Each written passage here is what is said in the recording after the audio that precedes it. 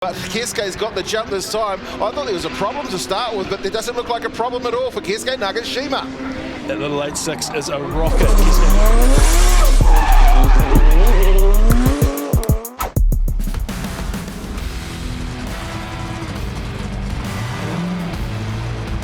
Welcome to Circuit. Chris Amon here and fielding Manfeild for rounds 3 and 4 of Repco D1NZ, and we're about to get underway with a very busy day. The weather gods have not been kind to us. Friday qualifying was absolutely abysmal, but to be fair, the showers running at the moment. They say it's going to get a bit dustier a little bit later on around midday, but I can say right now it's actually clearing up here at Circuit Chris Amon. So I'm going to say the weather gods are smiling on Repco D1NZ today. Busy old day. We're about to get underway with pro sport. Remember, Adam Whitehead yesterday, top qualifier, and conditions were like being on a skating rink. Everybody had a rough old day. Believe it or not, Taylor Jameson, pro, and is not his car, someone else's car, was the top qualifier. Something about that car. We're not too far away from getting away from the first battle. So I'm going to bring in a almost retired, semi-retired drifter, and that, of course, is Ben Jenkins. Welcome to the commentary team, pal. Are you ready to go? Definitely, and I'm really relishing the opportunity to join your team. It's a bit different being on the other side of the fence for this weekend, but I'm going to enjoy it. Okay, qualifying was horrendous yesterday. Conditions are a bit dry. We're seeing smoke for the smoke show. If you're sitting on the starting gate right now, what's going through your head? What part of the track do you need to worry about? Definitely. Yesterday we saw the conditions were not ideal, and the boys did a very good job getting through that qualifying in pro sport. Right now, head's clear. You've reset for today for your battles, and come sitting in the driver's briefing this morning, listening to the most important part of the track from the judges is that outer zone 1. So focusing on that, the rest of the lap will come too. Are you missing this? I sort of am, seeing yesterday's weather, definitely not missing in the weather. Drying up today, definitely getting a bit jealous. Yeah, and it's also the draw big on the tally, I think, sure as well. All right, get out of here, go get with Steve the Mighty, because we're good to go. Battle number 1, Pro Sport Top 32. It's Crinkle and Parry at the line right now, so let's go. Repco D1NZ Pro Sport, round 3. Well, ladies and gentlemen, as Stephen McIver just said, welcome along to Manfeild Circuit Chris Amon. This is round 3 of the Repco D1NZ National Drifting Championship, and it is Pro Sport Top 24 time. First battle of the day will be Daniel Crinkle going up against Ryan Parry. We see Ryan Parry in the red S14, just going through, getting ready to scrub. Top 24 time. They'll be battling their way through into the 16, into the 8, into the 4, and then we will be finding ourselves who is going to battle for the final. First battle of the day, as we mentioned, Daniel Crinkle versus Ryan Parry, and then we'll be moving to Zach Zoda versus Dean Young, Luke Chappell-Sayer versus Nathan Williams, and we'll work our way through until there is just one. So it's a great day to sit back, relax, and watch a bit of D1NZ action as we go down to the hands of Launchmaster Willie, chucking in the massive Mana Wave. And it will be the higher qualifier, which is 16th place qualifier Daniel Crinkle, who will lead out the first half of the battle with Ryan Parry in the chase position. As we welcome to the commentary box, Mr. Ben Jenkins. How are you, mate? Good, mate. Ready to go. Let's see some good battles. All right, well, here we go. We're going to start grabbing gears and making our way through into the first part of the section. A slow start for Ryan Parry. Crinkle straight into action. Here we go, Ryan Parry, a little bit of distance around as we see Ryan Parry spin in the chase. Now, of course, it's very important for the lead driver. He has put a wheel off to complete the run. If he doesn't, it will be considered a 0-0 essentially. So Crinkle still has some work to do. Crinkle needs to finish this lap off, grab some points to move into the second pass, but like you said, he has to finish this lap. So he'll come through, get to the end of it, and then it's going to be straight into, is there any mistakes by Crinkle? Was there any contact that could basically zero up from the very beginning? We'll obviously head to the replay shortly, and we'll find out what the go is. So what happened here? Yeah, here we go. There's a lot of distance between the two, so I don't know if there's going to be any factors of Crinkle. No, it just looks like Ryan Parry has done that on his own, spinning. But the most important part here is that Crinkle needs to finish the lap to grab a 10-0 score. Did we see a straight line? So there you see, that's the first thing. We're having a look. Was there a straight line at that point there? The judges, they can't hear us, so we're certainly not trying to sway them. Definitely looks like testing conditions. These boys, I think, had a good practice session in the dry before, and now they're getting tested with quite a bit of moisture on that sweeper. It's never a nice thing to do is when you're having a look at all that moisture out there on track. Not the easiest of conditions, but I guess it's the same for everybody. It definitely is, and it's not the greatest conditions on one of the trickiest corners when the weather is not the greatest, that's for sure.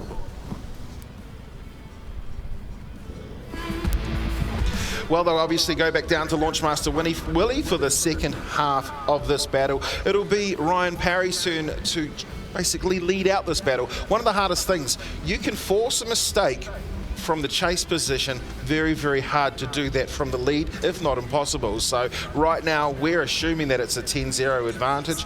However, Daniel Krinkle, we would question whether or not that was a straight line coming into the start of Splash. Now, splash is a word we're going to hear quite a bit. There's a turn here at Manfeild as we come through the first of the right-handers and switch around that area there, which is Marshall Box 3. We know it is splash, that's what we'll be calling it. Well, let's go as we start grabbing gears. Again, we saw a slower start by Ryan Parry this time here. Sometimes we play a bit of mind games. We'll see how we go this time here.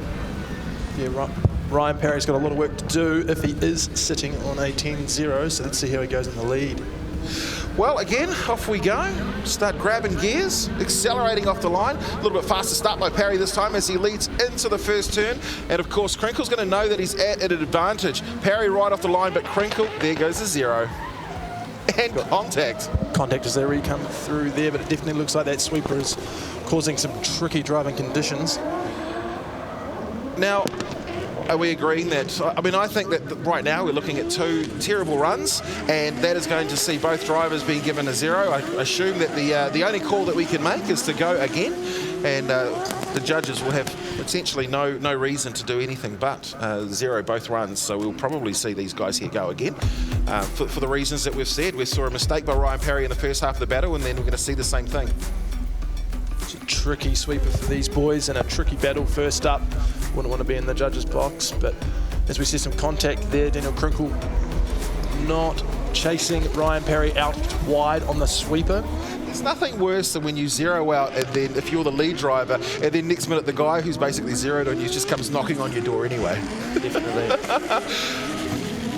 But one of the things to also consider is under the conditions that they're in right now, to go through and reinitiate a form of drift is actually a bit of practice time.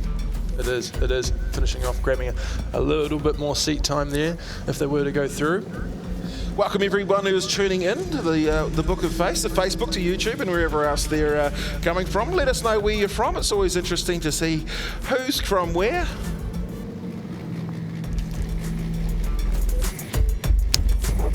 Well, this is the second half of the battle time now, or second half of the second battle, sorry, left-hand side of the tree. And it's Zach Zeiden going up against Dean Young. Issues for Dean Young overnight. He did not qualify yesterday, had to come through and qualify this morning.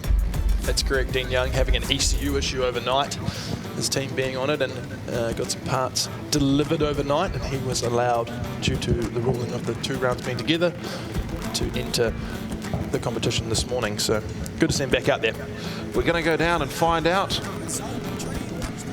which direction it's going to go. Have they made a decision, or is it going to go OMT? Or Ryan Parry takes the win. Ryan Parry takes the win there.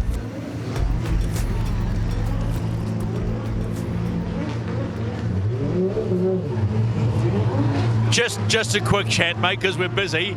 Not the best run, but you get the win, so you'd be stoked with that. I'm stoked with that, yeah. Way better than last round, so yeah, I'm happy. Take it and get going. Thank you. Take it and get going. I think that's definitely the way to go. All right, we've got people from Christchurch. We've got people from Timaru. Hello, Mike Davey. How are you? So, of course, the Christchurch people go VIP. Mozambique. Wow. We are global here at the D1NZ. And this is the second battle of the day. Left-hand side of the tree, Zach Zeiden. He qualified in 8th position yesterday, going up against Dean Young. Dean Young had to settle for the last place. He actually had his qualifying this morning, so He was told just drive your car forward and you are going to receive 1 point, and that is the best you can get. Even if you were to get 100, we're going to give you 1. All right, it's Jay-Z versus Jay-Z. It's Sylvia versus Sylvia as they'll get ready to take on this challenging weather conditions here of Manfeild Circuit Chris Amon, round 3 of the Pro Sport Championship, part of the Repco D1NZ. Here we go, Dean Young trying to get on the attack on the sweeper on his chase run. Zach Zeiden with a nice lead line there through that challenging sweeper. As he switches through Splash, he's on a pretty good line, giving a pretty good lead for Dean Young to be able to chase. Well, come through and switch, and this part here, yesterday we saw every car putting a wheel off, and well, we've seen it again. Probably easier in the chase position not to do that because there's a car in front of you. They make their way outside of the hairpin, and they're rolling burnout through the link flags to finish the lap. This one here, well, that's probably the best battle we've seen so far today. Out of the 3 rounds we've seen, definitely. Here we go on the replay. Dean Young trying to get up on the attack on Zach Antics driver's door as they switch through Splash. There's a little bit of a correction there from Dean Young in the chase. Looks like he's doing a bit of wheel work through that window. He pops back up onto the driver's door here of Zach's car to come through as Zach drops that wheel. It's going to get that deduction we were talking about yesterday. They'll come through to close up, so Zach, a nice job to finish the lap. Dean trying to continue that proximity, and it's a shutdown. You can see the shucker out the window. Of course, we're here at Manfeild Circuit Chris Amon. Great town. Chris Amon, of course, the only Formula 1 driver to ever race for the mighty Tifosi, the Scuderia Ferrari. Of course, as you drive down Brendan Hartley Drive to come here to Manfeild. Great circuit, rich in New Zealand motorsport history. Yeah, great heritage, great history. But second half of the battle time, and it will be Dean Young's turn to lead out. Let's see what Dean Young can do in the lead. I'm feeling there's going to be an advantage to Zach at this point with his tidy lead run. Dean having a few corrections in the chase. Let's see what happens when they're swapped around in 1 second. Well, it goes down to the hands of Launch Master Willie, getting his spirit fingers going with the Manarist of Mana Waves. Run 2 of the day, second run of this battle. It's car 14 is Dean Young, 786 is Zach Zeiden. Zeiden in the chase position for the second half of their battle. This is top 32 for the Pro Sport Championship. And of course, if you are watching at home, just send us a photo, whatever, post up a pic, make sure it's public, hashtag D1NZ. All right, well, we're straight into action for Dean Young. Drags through, sets himself up, and here comes the lunge.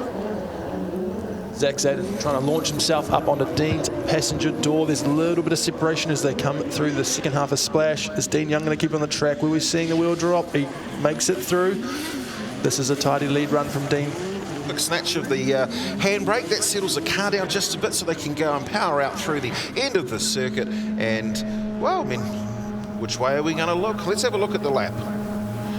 A great lead run from Dean. Very good arc on the sweeper. He's bringing it into the touch and go. He gets that quite nicely. Putting on the nice lead run so Zach can get right up onto that door.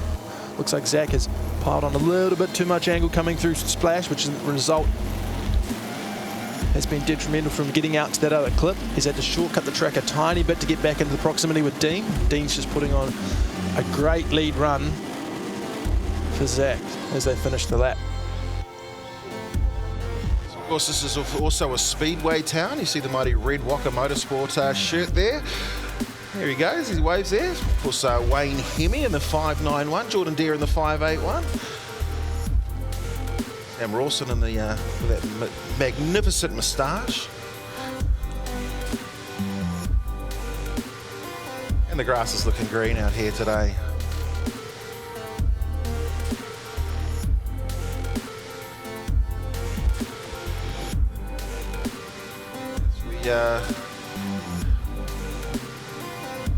Well, it looks like we might actually have a result. We'll see if...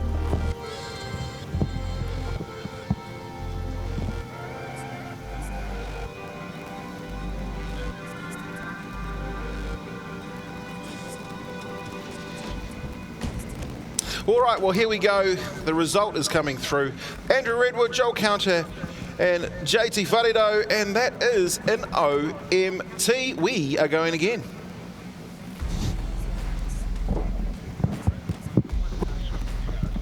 Yeah. He's been told, just get out of there, get out of there. So, I mean,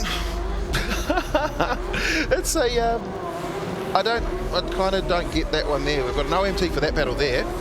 I probably may have swayed towards, and of course we don't know the mistakes or whatever people are thinking about, but I would have gone probably in the favour of Dean Young myself, whereas the previous one, which had a winner, was, in my view, clearly 2 zeros.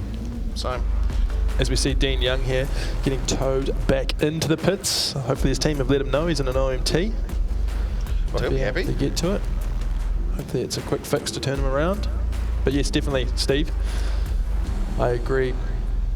Oh, I just don't know. Anyway, doesn't matter. Let's go to the next battle. This is battle number 3 of the day. It is Luke Chapelsayer who qualified 9th yesterday. He's going up against Nathan Williams, who qualified in 24th place. Well, I can assure you that Nathan Williams and Luke look slightly different to what we're seeing out there. That's Zach Zyden, and we'll just lose that graphic.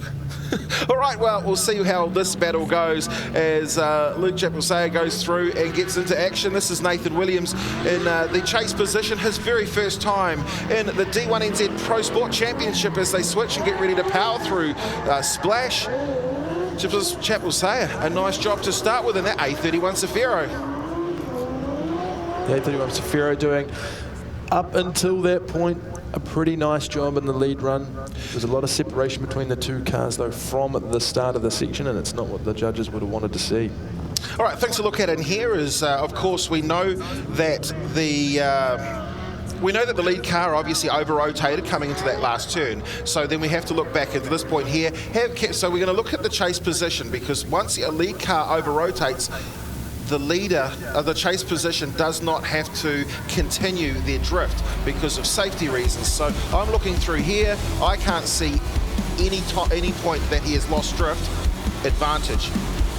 Yeah, so advantage must go to Nathan Williams. Advantage to Nathan Williams there. Luke Chapelsayer having a rotation in the lead, and I don't really know what actually happened there. He was on line to hit third out of zone, and it just spun on him. There goes Adam Whitehead.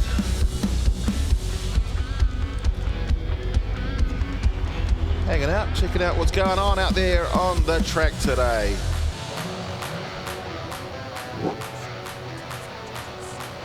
Keisuke Nagashima out there as well.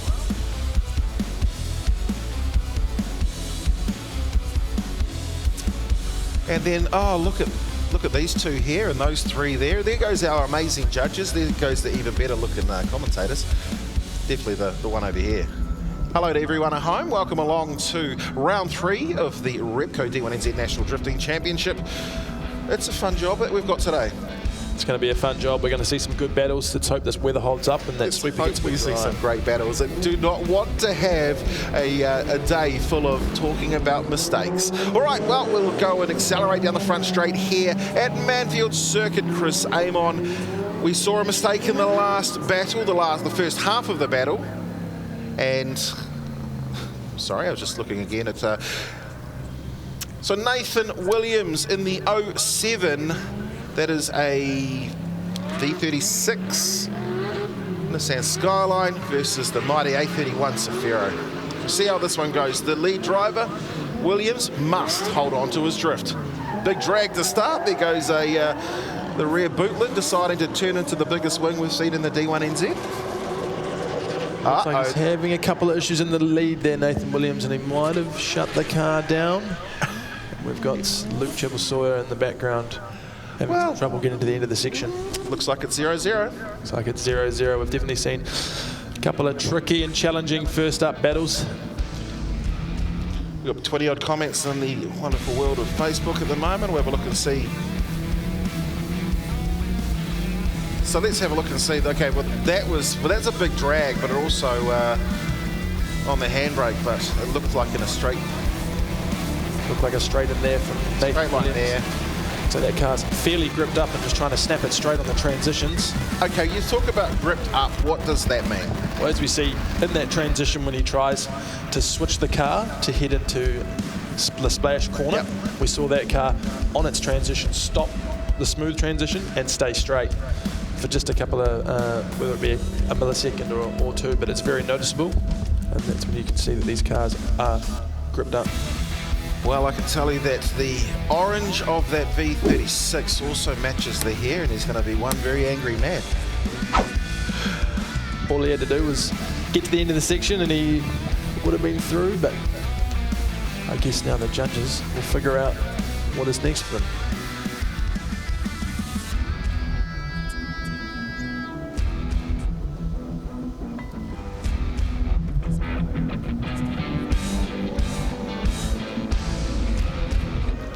Right, well, I guess we'll go up and see the next battle then, which is... Well, hang on, let's have a look. Okay, so we've got Andrew Redwood, Joel Counter, JT Tavaredo. Who do they choose? And it is an OMT. We get to go again. Oh, I'm the biggest fan of the One More Time. 2 OMTs in our first 3 battles. It's going to be a long day. I think it should have been 3 OMTs. All right, well, let's keep the... And off goes Launchmaster Willie. I told him this morning, you cheated yesterday. I saw you put a jacket on. He said, oh, I'm really sorry about that. I was getting wet. I'm like, yeah, but you've done that for the last 2. All right, we've got Daniel Smith going up against James Jeffries, and that is on the left-hand side of the tree. They'll be going, that is to see who goes up against Justin Patterson based off his qualifying result yesterday in the top 16. Well, we'll accelerate into the first turn before heading into Splash. It's Daniel Smith in the lead position. Good angle by both drivers. Big Monster power plant in that second car. Billet RB34. Daniel Smith doing a really good job on the sweeper there. That's one of the cleanest ones we've seen so far. He's putting on a great lead run with James Jeffries having some trouble in the chase. So he needs to go up and finish this lap. You can see, again, just settles the car down with the handbrake, gets back into action again. And we're going to say it's a solid lead run for Daniel Smith. Nice job by Digger Dan and the DK Smith excavation car there. Of course, Torque Performance Developments on the side. Daniel with a nice arc on that sweeper. Didn't look like he had any challenges with grip coming through the transition. He's nailed the zones, got it out nice and high. Hasn't put a wheel off, which we saw a lot.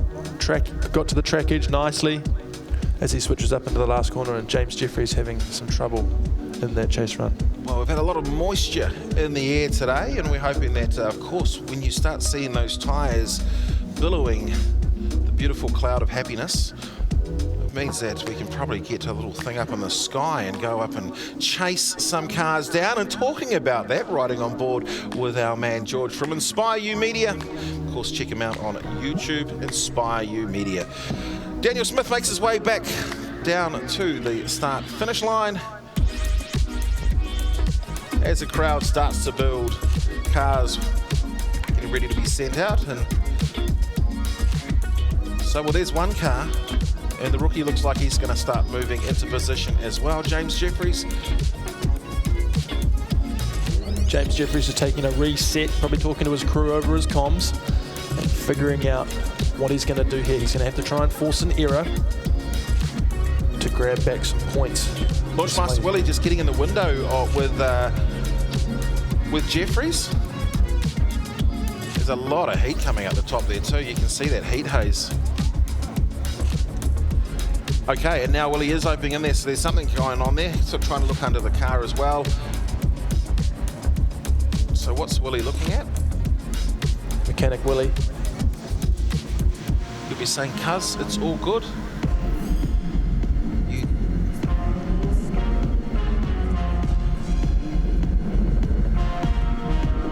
So I wonder what the ruling is on this one here, because is he allowed to work on that car? I was just thinking that if there's anything that needs to be changed on that vehicle, he's going to need to call this competition timeout. So I guess the question he had was, is my bonnet pins down? So Willie's just opened it up to see if the bonnet's actually latched, and it obviously isn't. So Willie's just working out how to see. That's how you can find a rubbish way. So it could be, but there definitely is a technicality here if Willie is doing any changes to that vehicle. Other things to obviously discuss as well is, well,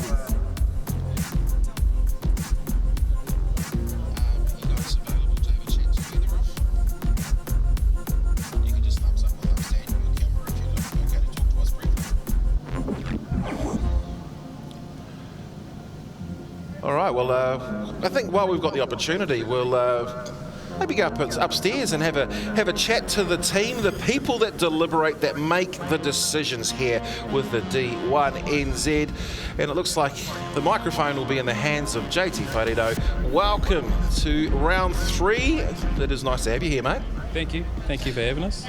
Look, a fun job for you guys today when you have to deliberate off mistakes. Yeah, it's a challenging morning so far. The weather was really good, as I'm sure you've explained to everyone. There's scattered showers, slight showers, which are affecting everything. We're just doing our best, and so far we've got a couple of one more times. I mean, so when you've got these one more times, I mean, it's such a hard decision. I see here, you can obviously hear. Do you know what's happening down on the grid? You can obviously hear. Yep. We had a throttle cable issue, so they're just sorting it. I think that they've got it sorted and they'll be back out on the line shortly, back out on track. Well, it is a busy day for you guys. We'll be obviously cutting up as often as we can to find out the information. Hey, just on the first battle of the day, why did Daniel Krinkle and Ryan Parry, why was the decision made in the favour of Ryan Parry? Do you know? It was just about a 10-0 each way, and there was a slight advantage for Parry. Okay. That's it. Oh, well, thank you very much. Of course, our judging team, thank you very much for joining us. I'll let you put that one back down. Get back into your role, and an amazing role it is, as we go down to the hands of Launchmaster Willie. He's obviously sorted everything out. Now, when we're talking to the judges, we just get in there, because I know that there are so many things that you'd be like, that's rubbish. I mean, we know it's not our job to call them out, but I mean, as somebody who has judged before, as somebody who has... My director will kill me for making comments like that. He's a great guy. I've been in their position before. It's a tough job. No one really wants to be a judge, but those dudes do an incredible job. Okay, what now? Daniel Smith. I like how, even if it's a race car, race cars can have electric windows. That's correct, they can. So we are going to see, okay, we've seen one car leave, and I don't know why. It's all right, we'll be given all the information why. If he starts this drift, we'll consider that to be Jeffries is obviously pulled out. Are we going to see him kick it into life? No, we're going back. So I assume somebody's called their 5 minutes, or Daniel Smith is... Well, it's going to be a tough one. Technically, there's going to have to look at some rules here, because technically James Jeffries pulled up to the line for his second run. Yes. So can he call his 5 minute, or is he calling the battle off? It looks like they're waiting for maybe recovery to come and retrieve James's S15. Well, down into the pits we go. He's pulling up next to his team, and they'll be straight in the window. When I say straight in the window, get in the window, find out the information. So James Jeffries needs a tow, has called his 5, but has he already used his 5? Or is he allowed to call his 5 when he's pulled up to the line for the second run? Does he forfeit that run? We used to talk about bailout zones. You know, I mean, there's so many bailout zones, there's so many things going on. The one thing that we're all looking forward to, though, is that, of course, we're at round 3 today, round 4 tomorrow. And then we head to round 5, and that is at one place. That is at Bay Park in Mount Maunganui. Let's check it out. The Repco D1NZ National Drifting Championship is heading to Tauranga for the grand finale of the 2024 season. 50 of New Zealand's best sideways masters take on New Zealand's House of Drift, the concrete jungle of Bay Park Stadium, in a 2-night electrifying motorsport showcase, which crowns a champion. An atmosphere like no other, with high horsepower drifting battles, show cars, monster truck demonstration, and more. Thousands of tyres, hundreds of battles, but there can be only one Drift King. Repco D1NZ National Drifting Championship Grand Finale, Bay Park Stadium, Friday and Saturday, May 10th and 11th. Get your tickets now at D1NZ.com. All right, so I think, have we heard some news? James Jeffries has withdrawn, so that's going to send Daniel Smith through. There we go. So James Jeffries has withdrawn from competition. So that means that we've got our next driver that's headed into the top 16, and that is Daniel Smith. Daniel Smith will be going up against Justin Patterson. Justin Patterson qualifying in 4th position yesterday. So Daniel Smith with a qualifying position of 13. He's going to be a happier guy. See the car heads back into the garage. And we'll get ready to send them for the next battle. Braden Mayer up against Matt Kitto. Well, it comes down to scrub. Talk about the importance of what they're doing right here now. They're warming those fronts up, just taking that top layer off the rear tyres. The brand new rear tyres have a little slick layer. Just need to dust that layer off that tyre just to grab into that gooey rubber for the grip, for the entry.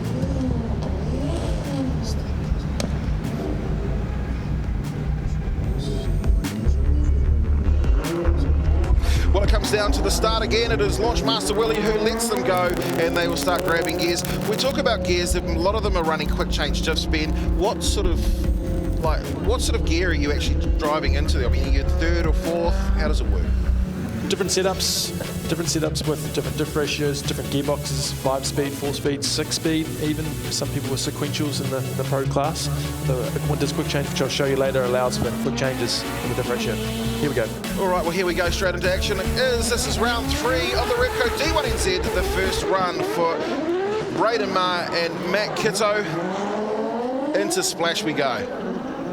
Braden Maher with just a little correction on the initial entry, but now he's putting on a bit of a show on the leaders. We see some contact there. The whole rear of that S14 has gone. Munched. It's gone. Wow, that is truly gone. Be good to see a replay of how that happened, if that was Braden's fault in the lead or Matt Kitto just getting a little bit too close. As we see here, Braden Maher struggles to initiate that car. Maybe a little bit too much grip in the rear, maybe not good enough effort to initiate the car as we see him come through Splash. Matt Kitto trying to get up and gain some proximity. A little bit of a gap being created here. Braden is quite shallow off that outer zone 3, so maybe that is the reason, just surprising Matt Kitto into the tail end of that battle. But as we see, the whole rear clamshell of that car has come off. So that car being an S14 chassis, but having the body panels front and rear of an S15. I wonder how that one would be called, Steve. Oh, look, yeah, I think one of the things that we have to obviously look at is as they came down into the hairpin, the lead car was quite shallow, as you said. It was a little bit further down the track to where the judges wanted to. If they were further up the track, it would have taken them longer to get there, and it would have been that the chase driver was in a position to actually judge his speed off where he should have been. Because he's actually a shallow line, it means that the chase driver is able to catch up a lot faster and contact can be made. That's one thing to look at, but of course we also go back to the lead driver is a mobile clipping point for the chase driver. Hey, that's why we're commentators today. That's the thing. The lead car, yes, is a mobile clipping point for the chase car. The chase car can't make contact, but the thing is, who caused the contact in that situation? We see some damage to the back of Braden's car. So one of the things that we don't see as much on the coverage is the judges have got their own replay system here. So the judges replay system, we see them there right now. So what they're doing is they've got their own different angles. They can look at a specific angle. Of course, we make angles for TV. We want to make it look good. They can use that same angle and watch an entire run from it. So whether that be the guys upstairs, whether that guy be our guys out there on the ground, or even the drone, they can watch a specific one. And you can see at this point here, Joel Counter's already, I've got my pen out, I think I've got my decision made, and they obviously have, because Launchmaster Willie has sent the cars. It's the second half of the battle. So of course Matt Kitto and Braden Maher, apologies for the incorrect pronunciation in the first run. A few body panels hanging off Braden's car there. Let's see if they still all stay intact by the end of the run. As Matt Kitto lines up for his initiation. Well, let's see how this goes. It's S13 versus, what is that, a 14, 15? 14.9. A very big Oh, gap wow. Where's created. We've got body panels everywhere. The S13 losing the front left guard. I wonder if that's caused Braden Mayer to be quite behind. Well, it comes through to finish, and There's it's body panels and mistakes which are leading the way today. There is a yard sale out there. There's a lot of fiberglass. So, say on your car you've got an immaculately presented GT86. Where do the panels come from? The GT86, we actually moulded the back of Troy's car, so we are all created on the North Shore of Auckland. So we go through and we can see, obviously the thing that we just discussed there is, can we put any blame on the, I don't know, the lead driver making the chase driver fall back, the chase driver losing half his panels as well? Definitely a tough task for these judges to figure out these first 4 battles. Let's have a look and see some of the comments from certainly some VIP Drift fans. We love the Drift South team. Some guys say from, David Thomas, he says, Speedway, 3-minute bell. Yeah, that's definitely a Speedway thing to do. We do a 5-minute bell here in drifting.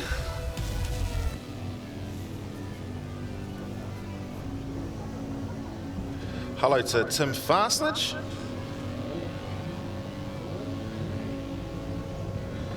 Is Fangadan drifting? Of course Fangadan is drifting. It's, how long have we been going for? 21 years? And has Fanga ever missed a round? Don't think so. It's a day one. 21 years. Kia ora, Michael. This is Morena, Stephen and Ben. Oh, that must be MacGyver, but that's okay. You can call me what you want. Is it on KO at 2:30? Yes, it is, Bryce. All right, we're going to go down and we'll find out what the judges say.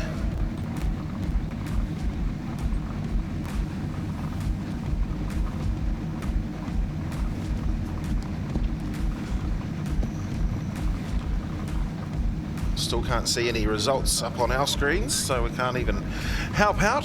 Stephen? He's looking around, he says, is there anything at the back? No. Is there anything working on that side? No. And it's going to be an OMT. Andrew Redwood came up with the result, but because JT and Joel couldn't, it will be a one more time. So an OMT one more time. Yeah.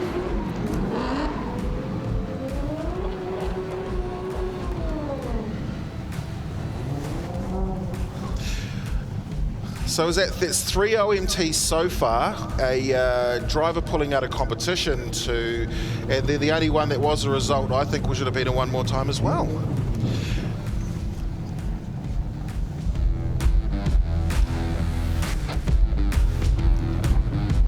So by the time we're going, we should have Pro Sport finished by tomorrow afternoon, and then we'll go on to Pro for the next 2 rounds.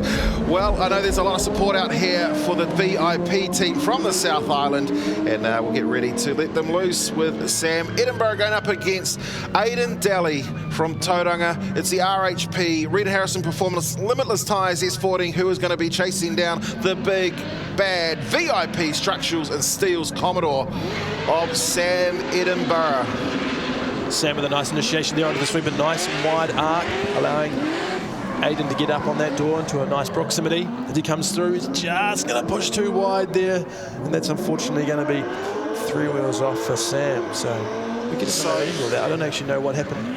So of course we've just seen 1, 2, maybe 3 wheels off for Sam Edinburgh, and Aidan Daly did pull out of drift at that point. Now, the judges, in theory, would have to look at that as that the chase driver has been essentially led into a position where safety would be paramount, and they've actually had to pull out of the drift. Let's have a look at what happened.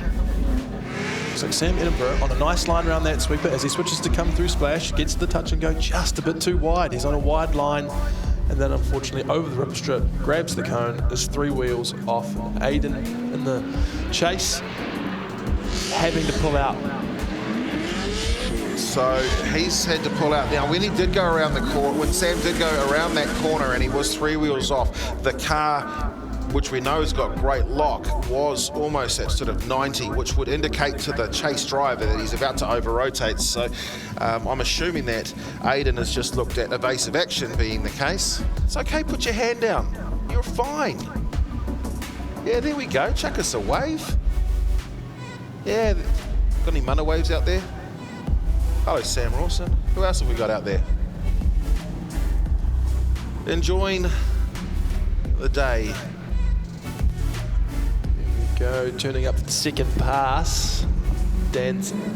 Sam is going to have to cause a mistake here in his chase. To apply the pressure, all Aidan Daly needs to do is get through this lap in the lead, done a solid lead, and he'll be going through. All right, well, we'll go up and start accelerating off the line. We know that, well, we believe that Aidan Daly is in a points advantage, so one of the things he is going to have to do is hold on to his lap. We do not want a day full of mistakes, choosing the results. So let's see what Aidan Daly can do. In the lead position, can Sam Edinburgh cause a mistake by the car in the lead position? They come and switch through Splash. A nice initiation there through Aidan. He had to grab the handbrake a couple of times down that sweeper, but he is doing all that he needs to do to grab those points to move on into the top 16 as we see him come through. There's a big gap back to Sam. Big drag twice on the handbrake for Aidan Daly, but he comes through to finish, and I would be suspecting that we'd call that thumbs up, but who would know? With the battles we've seen, definitely who would know, but unfortunately it's going to sway in the way of Aidan Daly, as all he did here was all he needed to do was grab those points. Well, it doesn't look like Sam was close enough in proximity to cause a mistake. And unfortunate for that man, he's travelled a long way from Christchurch. It's certainly wonderful to have that team come through, and it's been an absolute pleasure to have VIP Team Hem as part of the Repco D1NZ National Drifting Championship. What sort of pressures would you be running on a day like this? I know it all depends on so many different things. What's the lowest pressure you've ever run? At the custom tracks, you get down to a bar. That's normally the pressure we would run, around 14 PSI. We used to have the rule that it had to be at that pressure. They've now abolished that rule. And it's up to you. Beadlocks, and we can bring them down to about 4 PSI if need be. No beadlocks allowed, Steve. Wish they said that about the OMTs. All right. Let's see if a result has been decided. And yes, it is. Cut and dry. Aidan Daly will take the win.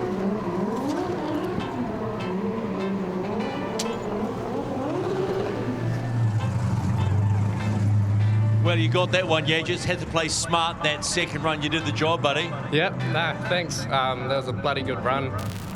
First time on a track, it's always good to come out with the win, so just carry on and see how it goes from here. Just quickly, how tough is it out there at the moment? It's drying. Oh, it's drying, but there's still patches. Slippery and wet, but you're adjusting to it. Into the next round, well done. Sweet, thanks heaps.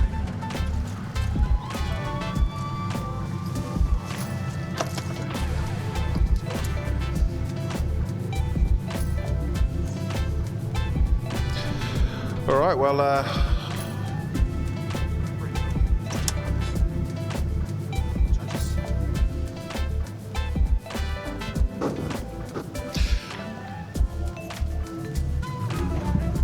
right, well, we'll get ready to go again. Next battle of the day, right-hand side of the tree. And this is Daniel Edwards going up against Matthew Brown. Bit of smoke coming out the back end there. Just having a look and see what is actually coming on the back of Matt Brown's car.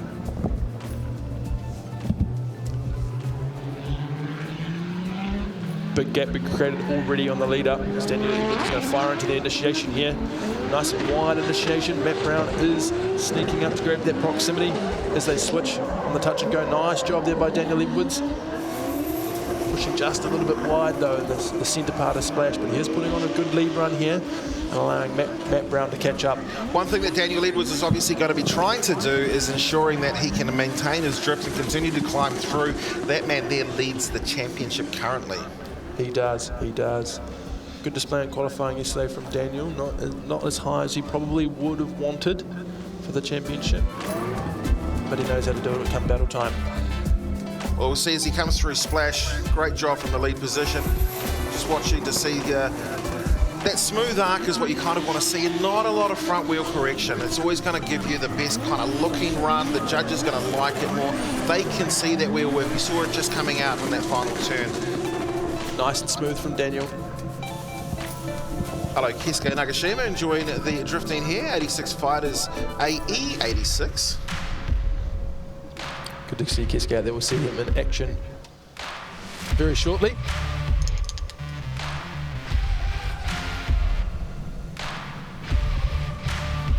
A few Jace Brown fans out there. Actually, there's Jace Brown himself.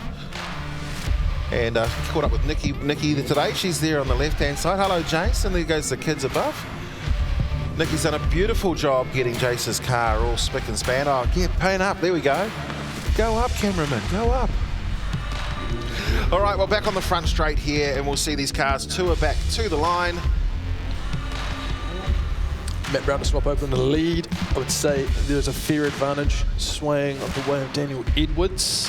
Let's see what he can do in his chase run. Matthew Brown's going to need to put on a pretty stellar lead run here.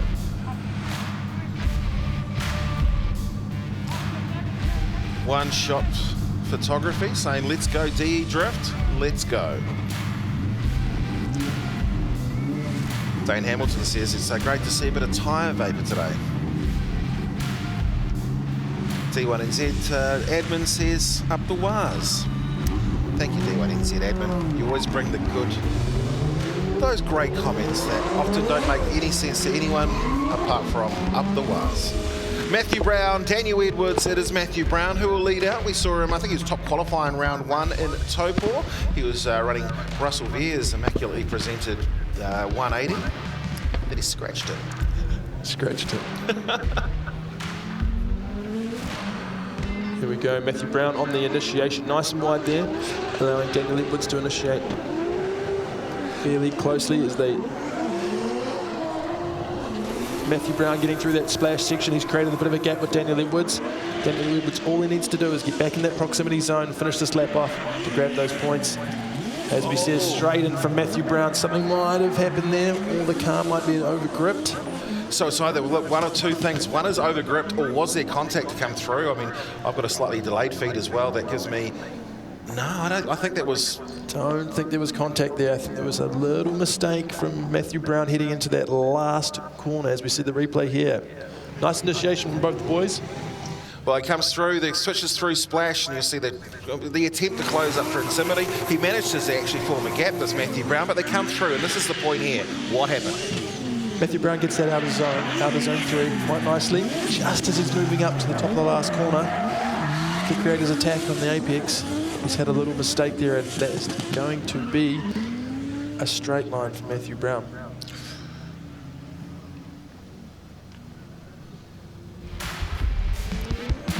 I like D1NZ admin says up the at Drift South. We are huge fans of our. So have you been in taking part of Drift South before? Haven't taken part of Drift South yet. I'd love to. Love to get down there. They do some amazing things. Some really talented drivers down at Drift South. And some cool cars. Cool cars. A lot of ex-D1NZ cars go down there. What I like is when you go down to Rapuna and you just see show car after show car. Look, it's not about that right now. It is about what the judges said, and 1, 2, 3 strikes in favour of Daniel Edwards.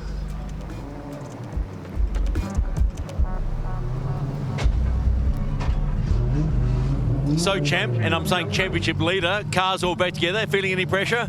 Yeah, a lot of pressure today. We were battling with steering issues all day yesterday, but we got it all sorted, I'm pretty sure. Just got to work our way back to the top. Well, you did it last time out. Go get it. Cheers, mate. Thanks. Go get it. Go get it. I like the sound of that. Donny Constable, have to agree with you there. Bryce Hocking, D1NZ is less controversial than our friends over in the United States. That event's going on right now as we have ours. I wonder what's been going on with the controversial calls, maybe. 1 or 2. Well, we'll see what the Mac Civil BMW can do. That is on the right-hand side of the tree, Aaron Habib, and he'll be chasing down Rody Knowles in the RB25-powered Nissan Silvia MTF Finance Cambridge on the door of Rody's car. Him and Justin Patterson, part of a 2-car S13 team. And let's see how they go. Rody been drifting for many, many years. Aaron Habib stepped into D1NZ a couple of seasons ago and he's absolutely loving it out there. Comes through to close the gap right on that back bumper. This is a nice looking battle. It's one of the tightest battles we've seen this morning already. Aaron Habib doing what he needs to do, just sitting in that chase pocket. He just needs to not over-rotate and just finish this lap off. It's going to be a nice and tidy first pass. Well, that's a very nice looking drift battle that we've seen today. Probably one of the better of the that we've seen, considering every other one's finished in an OMT. So I'm really looking forward to what comes through when they come through and battle again in the second half. We're watching the replay here, and Aaron Habib, a very nice job to close up that proximity. Rody really setting a nice line through here. Needed to be a little bit wider. Aaron Habib doing a great job in the chase run here. Rody Knowles cutting him off slightly on that sweeper. As we see them finishing off the lap, Aaron just trying to stay on that passenger's side of Rody's car. He did a very good job to finish that lap off with the amount of proximity. Aaron was quite smart on that position there, if you want to look at it that way there. He actually backed that car in before the hairpin quite early, so he should have judged the speed of the car in front and was able to claim back that proximity by switching around the same time, but actually being able to close up the distance that he had to travel, and that allowed him to stay on that back bumper. So that's correct. He's scrubbed a lot of speed here into that last corner, which helped him stay in that proximity without a mistake. Behind Rody Knowles as they chase here. Rody's going to need to put on a pretty good chase to pull some points back his way. Donnie Constable says that they think that D1NZ drivers should come down to Drift South and do a North versus South round. Did that a few years ago.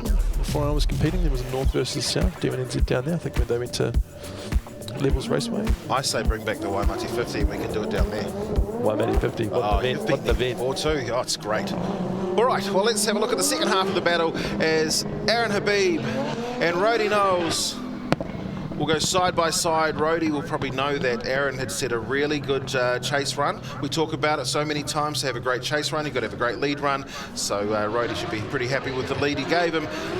Slight gaps formed up. Can Rody close it up? Aaron Habib in the lead here. He initiated quite shallow. He did run a shallow line on that sweeper.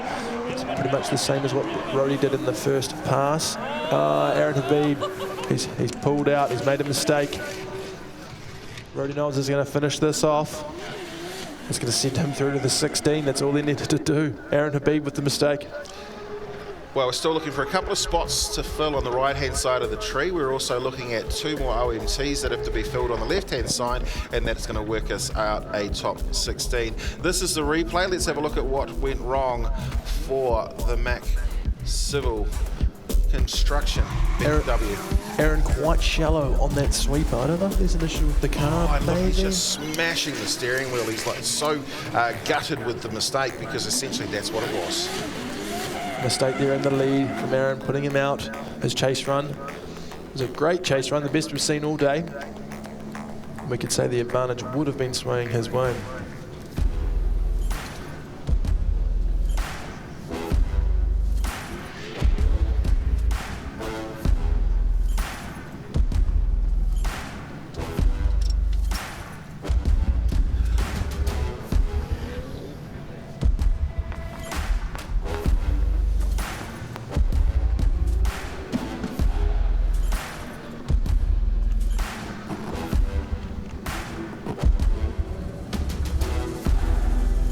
Well, it comes down and it's cut and dry. It is easy to say it'll be Rody Knowles who takes all 3 strikes.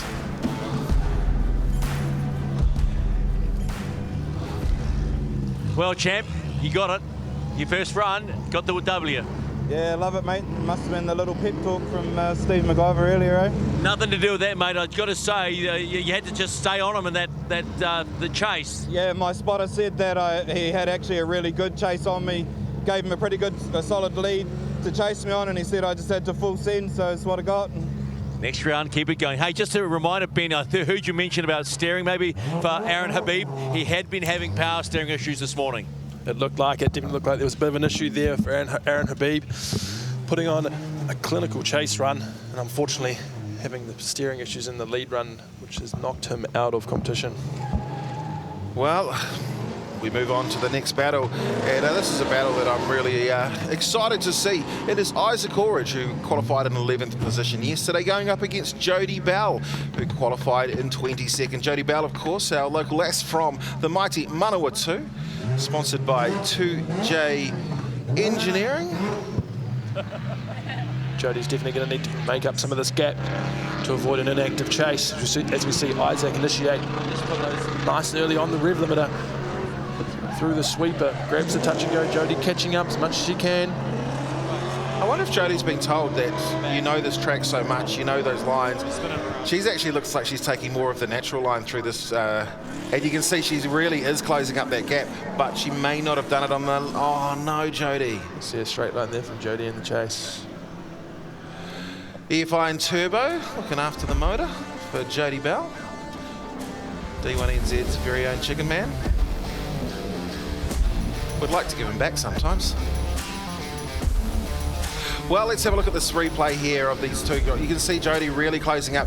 I talk about the natural lines, which is coming through and hitting the inside clips more than anything. She's done so many laps of this track here that sometimes it can fall through a little bit easier. You see a massive mistake where the car's got a colossal push on and unable to basically get that lock to bring the rear of the car around. Yeah, very unfortunate Jody in the chase there. She was catching up in a bit of proximity from the start of that battle. As we see Isaac Aldridge finishing the section, and I would say that'd be a heavy advantage, if not a 10-0. It'd be a 10-0 in the way of Isaac Aldridge. Well, I just say, Jody, you've just got to send it. Let's see what happens. Pressure's going to be on for her lead run. It's the crew out there going through and having a look at the track, making sure that the bumpers are picked up, as with quite often, the lost hopes and dreams.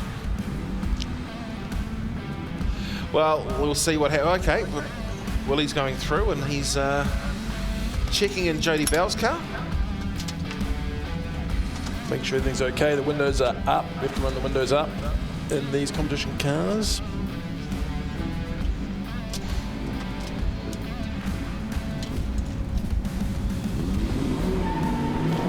Okay, Jody Bell off into the lead. Isaac to chase.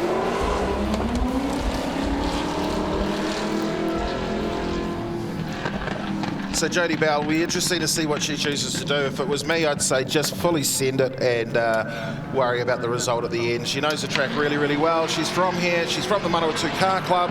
And big shout out to the team from the Manawatu Car Club as well. And Jody is just doing what she knows best at this track, and that is a full send. Yeah, good lead run from Jody so far. Hits her marks on her touch and go. She switches through. Isaac Aldridge needs to be careful. It's not going to be an inactive chase. He is quite a far way back. Jody just needs to finish this lap off. Oh, Jody, that was great. As we see the end of that battle. Here we go, here's the replay. Jody Bell doing a pretty good job on the sweeper. Grabbing the zones as she needs to. The OZ zone 1 gets out to OZ zone 2. As she switches to head up to the final corner. Bit of a straight line there, and then a big chuck into the last corner. They're not the tightest battle we've seen them today, but good on them. Good on Jody for getting out there.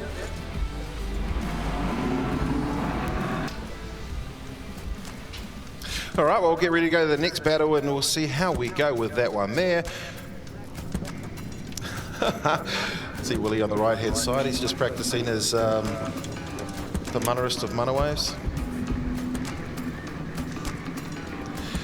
And they'll come down, and we'll see who's going to be spoken to. So you enjoying your day in the commentary box, mate? I am relishing this opportunity to be up here with you, Steve, other side of the fence.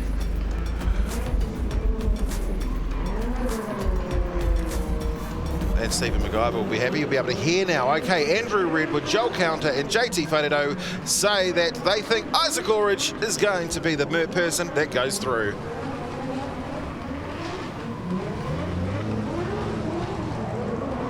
Hey, brother. Chase? Could have been tighter? Yeah, just I think maybe don't have either enough grip or enough wheel speed in the car, so just struggling around that first sweeper to keep the car pushing forward. But Probably just need to commit a bit more on the entry and sort of get after it, but it's all right. Happy to take the win and move on to the next one and try and improve from there. Into the 16. That's the one. Cheers, boys. Hey, just a little note to our team. Sunshine, blue skies, and it's warm. That's good, Steve. That's what we want to see. Some sunshine, dry this track out. That rain, stay away for the rest of the day so we can see some action. Here we go, we're on a rerun. An OMT of Zach Zayden and Dean Young. Zach Zayden to lead out for the first pass. Let's see if we can get a tidy battle between these two boys. Heading out, Zach Zayden to be on the left-hand side of the cones. That's the lead car side of the cones. Chase car obviously on the right. So we see Dean Young getting up to avoid the slingshot. Here we go, Zach Zayden accelerating into the section. Big handbrake initiation. Gets wide on the sweep, but Dean Young in the pocket. Sitting there struggling a little bit, Dean Young in the chase. Zach Zayden being a little bit slower than he would think. Grabbing that out of clip, Dean Young doing a pretty good job up until that point. Commentator's curse. Slight correction for the Drift Antics driver, Zach Zayden, and he is well and truly off his clip, coming through that section just prior to the hairpin. So I guess we'll look at that in the replay. Bit of a messy battle there. Yeah, messy it was. So we'll come through and you can see both drivers holding good lock. You can see the slightly shallower angle, which is all about proximity for our chase driver. As we see the Zach Antics, Zach Zayden, and at this point here, he needed to bring the car a lot further up. We see a correction there, a lot further off. Now he's able to grab that clip, but yeah, there's the mistake from Dean Young there as they come out of zone 2, heading into 3. A correction in the chase. Looks like Dean Young's car is quite gripped up in the chase. So you see the Braden Meyer car, a bit of damage, fiberglass panel off that car. Exposes up all the bones at the back of these cars, these Pro Sport cars. Radiator in the boot.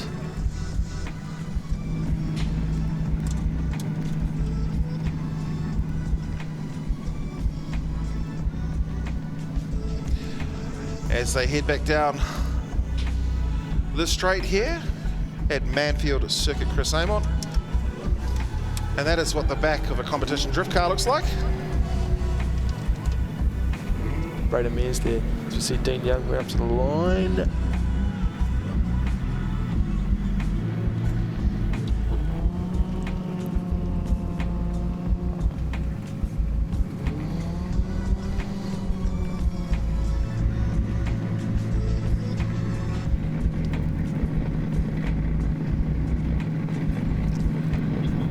Somebody just said, when are you entering D1, Kim Thorley? She said maybe one more season of Drift South and then she's coming to D1. But she has to do that if she does them both. All right, let's see how this battle goes. It's Dean Young's turn to play leader. Zach Zayden will have to get into that chase position around the outside of the cones for our lead driver. Of course, that is determined by qualifying position. The first part of the battle will always be the high qualifier, and that 1.5 JZ kicks himself into life and gets straight into action. Here we go, Dean Young doing a really good job on that sweeper. Zach Zayden with a little bit to catch up in proximity, as he does throughout his zone 1. Now Dean Young creating another bit of a gap throughout his zone 2, out to 3. It's a nice lead run from Dean Young. A lot better for Dean. What did Dean do when he was last here at Manfeild? I think he borrowed a car. And what happened to that car? It got T-boned. It got T-boned. But now back in his car, looking great, that Dean Young car. Let's see the replay. Well, Dale ITN bringing us the replays of all the action out here on track, and it was an aggressive chase for Zach Zayden. Zach Zayden doing a good job through that first clip. And just losing a bit of proximity going up to OZ3 as they come to finish the lap. But Dean Young definitely in an advantage on that lap, and it's now up to the judges to see how they're going to sway for that first pass. And there goes our amazing judges. So what have they got on their hands? That's how they deliberate and make the decision of who's going to go through. So you'll see them go, and you'll see Joel's obviously going through. He's going to go and have a look at maybe what his results will say. It's going to be an interesting They call. take a lot of notes, they have a look at different things like that, and then after that they'll deliberate by sending the score through. Checking the replays. A lot of this decision will be weighing on that first pass and the mistake at OZ3 from Dean Young. Was it caused by Zach, or did Dean do it all on his own? Here we go.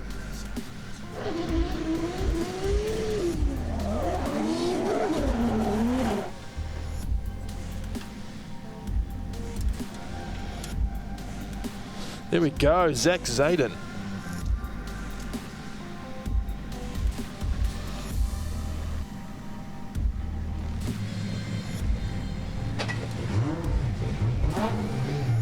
Sorry about the poor albatross moves, mate. Congratulations, good lead. Yeah, cheers, mate. Yeah, the weather's not really playing ball. It went from wet to dry, and now we're just going to run with dry setup. Hopefully the weather gods play ball with us. Don't complain about dry weather, mate. Yeah, it gets a bit hard though, Steve. You know, Manua 2 brings 4 seasons in one day. Love it. Get in there. Cheers, mate. Thank you. And a shout out to Alex Seymour East, first ever D1NZ. Been down there with his dad Aaron. Hope you're enjoying yourself here at the D1NZ as we get ready for our next battle of the day. That's on the left hand side of the tree. And this will be Braden Meir and Matt Kitto. This is their OMT battle, their one more time. Yeah, let's see if we can get a tidier battle between these two. Braden Meir in the lead, left hand side of the cones, with half an S14 into this battle.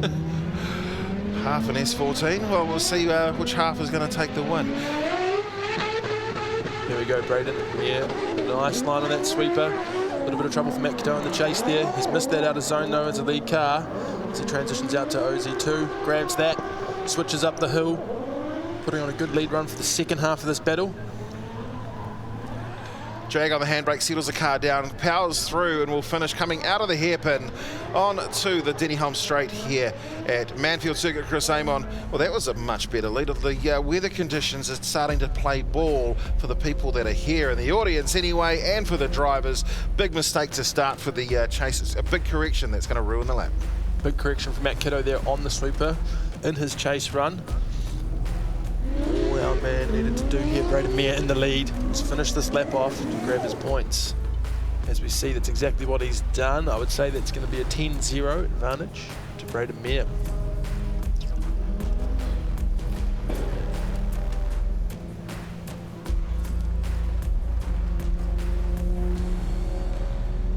See those clouds rolling over, Steve. Looks like we're going to get some dry weather. You see some brightness on the left there. Riley MC's praying to the D1 gods for clear weather. I think we all are.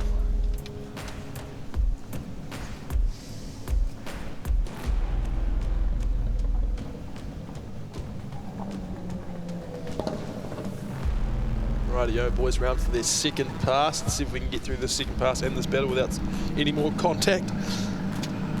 Not many more panels can fall off the back of that Braden Meir car. I mean, if you want contact, you need to go to Robinson Prestige International Speedway. I think they're supposed to be running tonight. See some super stock action before we come back for round 4 tomorrow here with the Repco D1NZ. Launchmaster Willie heads down into the cockpit. Looks like he's given the all clear for Matt Cadeau. Now this is the superstar of D1NZ.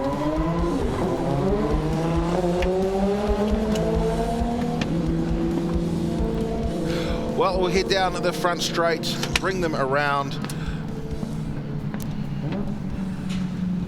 Matt Cadeau on the lead, left-hand side. Let's see what he can do. He's going to need to cause a mistake for Braden Meir. Braden Meir just needs to put on a good chase run. As we've seen, a big gap being created. Braden Meir frying the tyres up on the initiation. Matt Cadeau in the lead. Is going to head off, and Braden Meir by himself. That's a very, very messy battle there, Steve. Don't know what's happened with Braden Meir in the chase. Got absolutely left as they came around the separation cones. And Matt Cadeau's obviously spun it and created the 10-0 all on his own.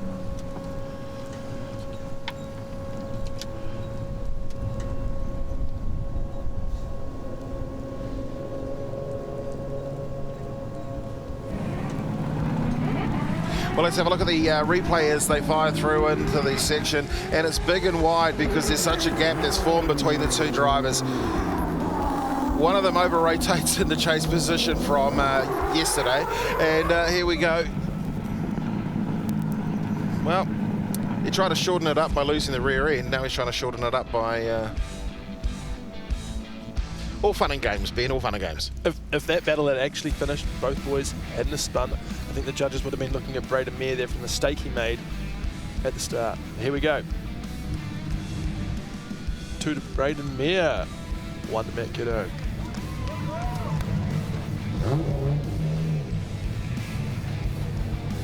I sense relief. Yeah, I know that was pretty messy, but glad we got there. And yeah, the car's pretty munted now, so I might as well try to take it all the way now.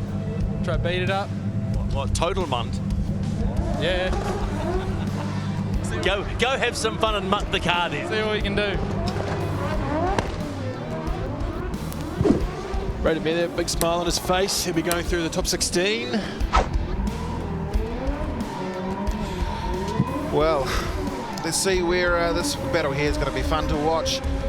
Well, I say it's going to be fun. We've had some of the worst driving we've seen in recent years today. Weather hasn't helped. Adam Whitehead, though, in the Plan B S14. He was a top qualifier yesterday with an 88.3. This is, I think now, the top 16, which has taken us just under a year to get there. Correct. Couple of OMTs in there, Steve. They love those OMTs, but this is a good battle. Adam Whitehead, talented driver, leading on first, leading Ryan Perry, who's driving this year as well. 2 S14s, 2 well-presented S14 Sylvias. Should be a good one. Well, we'll have a look and see what's going to happen. 2JZ under the bonnet for that white S14. It's the first time running the 2JZ for Adam Whitehead. Says it's 600 horsepower. I think these guys are telling lies because I don't know many that aren't around 800 these days. But a fast start for Adam Whitehead from the lead position, getting that Plan B white S14 humming out there. Wow, he's backed that right in. Very aggressive switch there from Adam Whitehead in the lead, but a bit of a correction and maybe an over-rotation causing a mistake from Ryan Perry. As we see Adam Whitehead finishing it off. Bit of distance created between them. I think we need to go back and look at this replay and figure out Adam Whitehead made a mistake. Are we looking at the aggression of that switch coming through into Splash? We definitely are. Ryan Perry sitting there in the pocket coming up to that switch and Splash. Did Adam Whitehead over-rotate? Ryan Perry's pretty close. So the judges want the touch and go there, bang, bang. But aggressive switch. There is a correction in the steering. He has to open the steering up. Well, he comes through the finish. I think the rest of it's obviously pretty good, but the biggest issue is what happened at the start of that lap. Has that caused any issues for Ryan Perry, or is that just what the man who top qualified with an 88.3 yesterday is? We're going to have another. No, that's the side by side where they're. I used to enjoy watching. Actually, I always enjoyed watching Bruce Tannock going down the back straight. Bruce Tannock loves a drag race down the back straight of Pukekohe and of Manfeild circuit. I've been in many of a drag race with Brucey.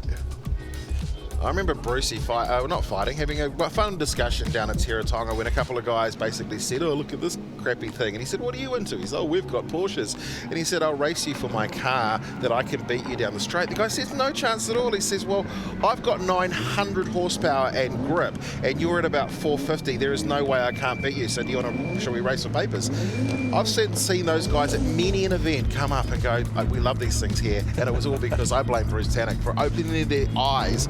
But let's have a look at the second half of their battle as we go down and get to the hands of Launchmaster Willie. And it is grabbing gears down the front straight here at Manfeild Circuit. Chris Amon, car 21. Adam Whitehead, he had a good lead. Might have been given a bit of an exception to that from the first entry. Now it's time for him to play chase with Ryan Perry.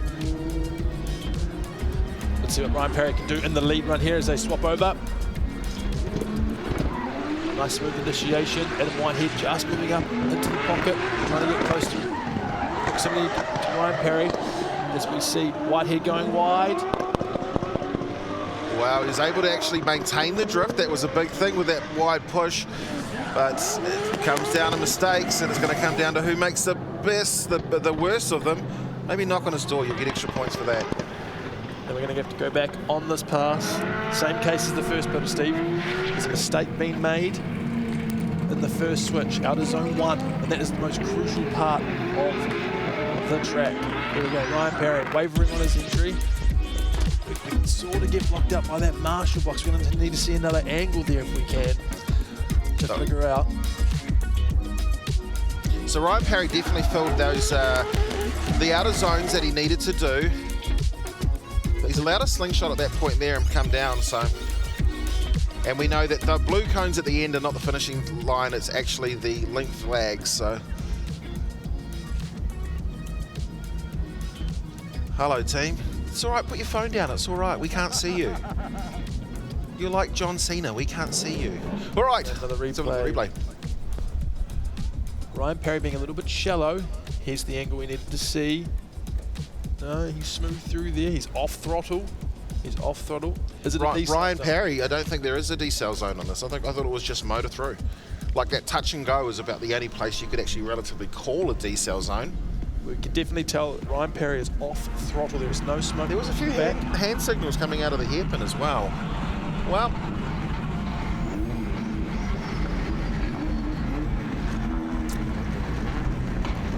and the decision has been made.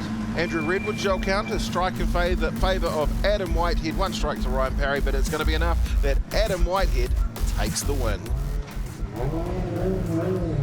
The aggression in that first run, wow. Oh, mate, I'm still shaking. That was crazy, yeah. I had to throw it down in the lead run because I knew Ryan would be pretty close to me. So, yeah, that was. I'm still actually shaking, so that was crazy. Hopefully we can keep going on. What happened in the chase? There's just a lot of grip. There's just a lot of grip. It's all dry now. Manfield's a great track. It's definitely tests our car's limits, that's for sure. And yeah, we were real close. Sketchy, but we can improve. Top qualifier, no pressure. Yeah, no pressure. No pressure. I love it. Just you're the top qualifier. What they're talking about, so much grip. What are they meaning by that? Well, just before their battles, their last practice was in the wet. I don't know if a lot of these cars are still running their wet setup, their wet tyre pressure, their suspension, their alignment, however they adjust their car for the different weather conditions. We are seeing these cars, a lot of these Pro Sport cars are gripped up, but in saying that, they are on a 235 street radial, and a lot of these cars are 700-800 horsepower, 600-700-800 horsepower. Yep. Surely they'd be able to drive through that, but I guess the mind is all there for either a rain setup or a different way they have their car set up, so yeah. All right, well, we'll go down and see what's going to happen in this battle. This is on the left-hand side of the tree. In the top 16, it's Justin Patterson in the MTF Finance Cambridge Nissan S13, going up against Daniel Smith in the RB-powered 13.5. Digadan in the Torque Performance Developments DK Smith Excavation S14.5.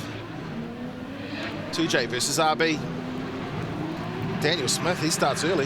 Daniel Smith on an early initiation on that sweeper. Definitely a difference in speed of these two cars. Justin Patterson doing what he needs to do in the lead here, grabbing out of zone 2, slightly off, and we've seen a spin. Shut it down.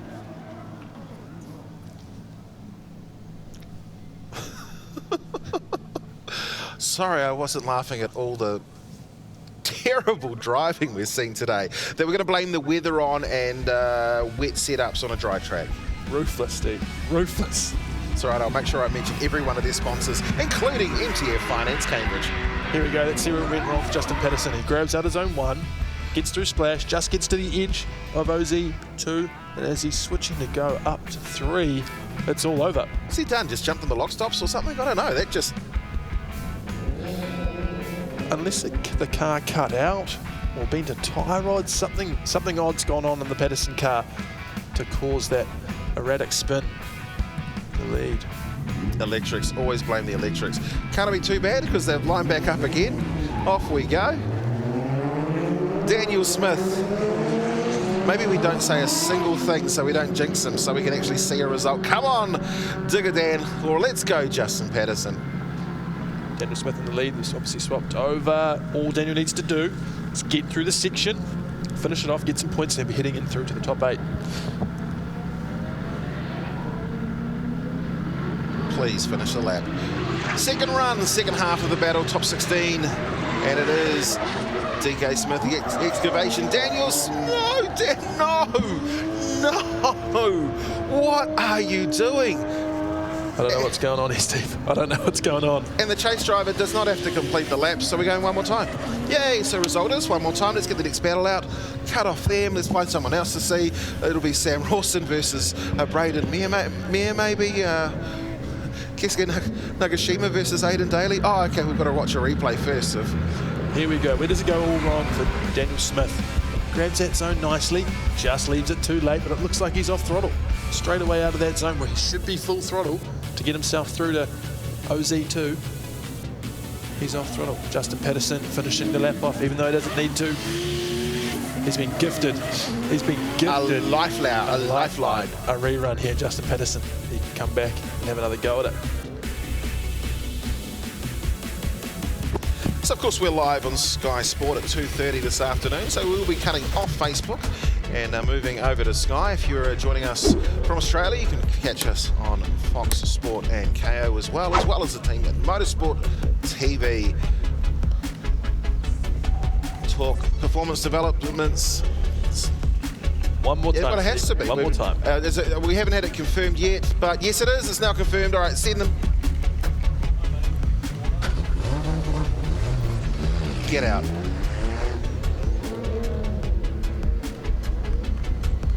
One more time.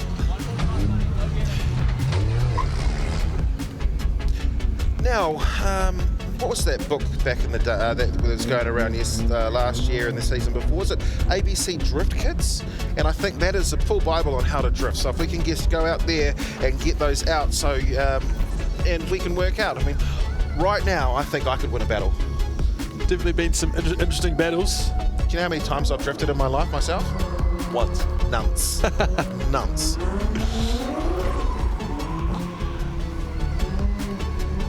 Here we go, next battle up. What have we got coming through? Zach Zayden and Luke Chapsaya. Anyone who writes OT on the footage, I'm happy to sad react it.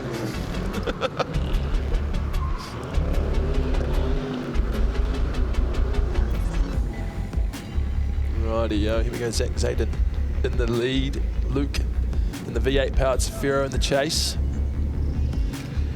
And shout out to Pete Drever, ABC Drift for Kids, Pro Sports new book this weekend. Teach him how to drift. Let's see if we can get a clean battle. B is for battle.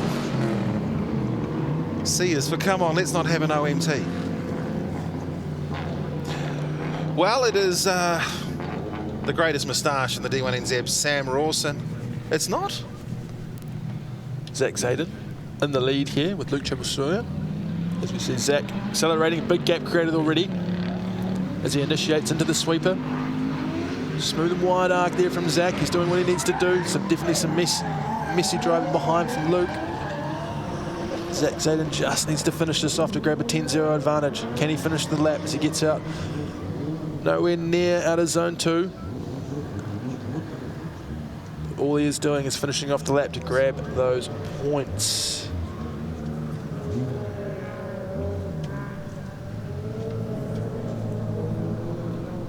It's all over on the sweeper for Luke Chappell. As we see the replay here, Zach Zayden doing what he needs to do in the lead. Luke, the big straight line in the chase, doing it all on his own, no mistake from him in front. And in turn, hands it to Zach Zayden. All he needs to do is finish the section to grab himself 10 points and move on with a heavy advantage into the second pass.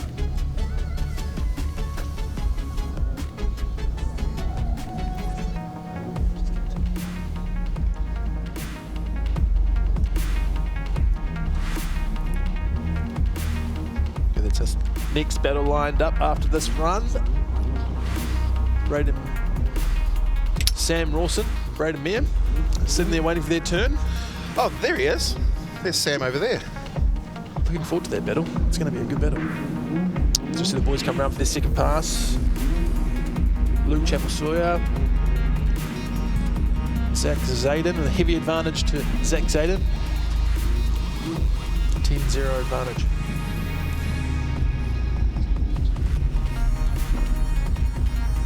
Let's go down to Launch Master Willie. Let's see what he's going to say.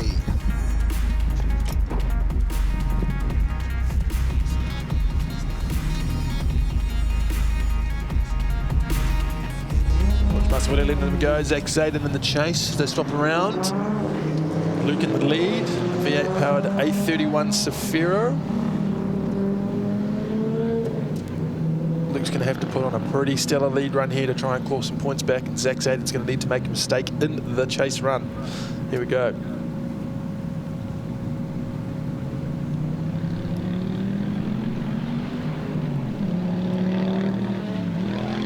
Big gap being created already as Luke fires in on the sweeper. Zach Zayden in the chase. Mistake there from Luke in the front.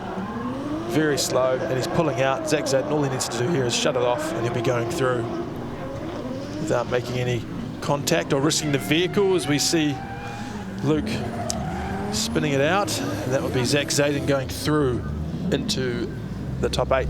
This is, I just don't know how to put it. Is there a way of actually saying something? I mean, when drivers are doing nothing but practicing in rain and things like that, there's a massive jump between that and the grip of a dry track. Definitely is. But we saw yesterday the pro sports putting it down some pretty damn good laps there. Good qualifying for the conditions was pretty good. We thought the pro could have been a little bit better. The pro sport driving was almost better than the pro yesterday, or was. And now today it's definitely a different show of driving to what we saw in qualifying.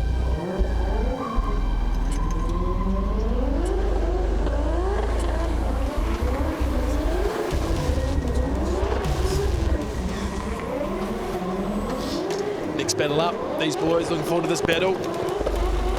Sam Rowson, he went straight through to the 16 with that bye in the top 32. A great drive yesterday in that Laurel, that C33 Laurel, Sam Rowson.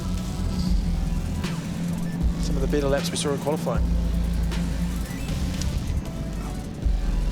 Well, I mean, everyone drove superbly in qualifying as well. We didn't have very many one-point runs. So I think we've actually got a battle on track. So Zach Zayden's going to take the win, and I think we're going to jump through this battle. There we go. Looking forward for it. Let's go. Sam Rowson in the lead on the left-hand side of the cones. Braden Mayer in the chase with that half of an S14.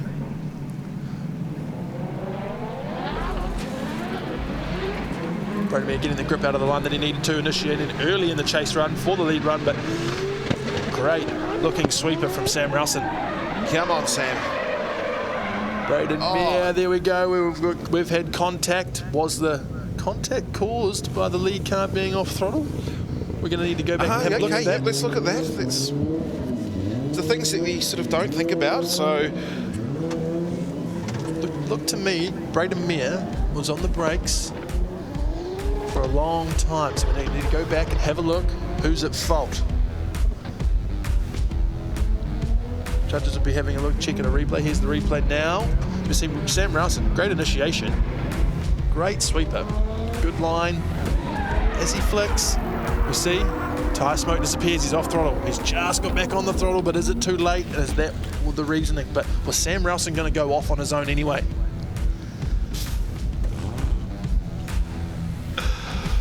Oh, so sorry. Somebody must have texted me something because I was just laughing. Funny joke, maybe, I don't know. Telly, this isn't fun today. So we've seen some of the... This is the worst driving I've seen in the D1NZ Pro Sport Championship in, how long have I been part of it? 12 years? Long time, yeah. What goes wrong? Driving is bad. What goes wrong here? You can see the rear wheels of Braden Mayer locked up for a long time, and then makes contact with the back of that C33 Laurel. Sam Rowson, I think, has slowed down a lot, and it's caused that contact, but I'm pretty sure Sam Rowson was going to go off on his own. See the judges having a look at the replay before the next run to see who was at fault.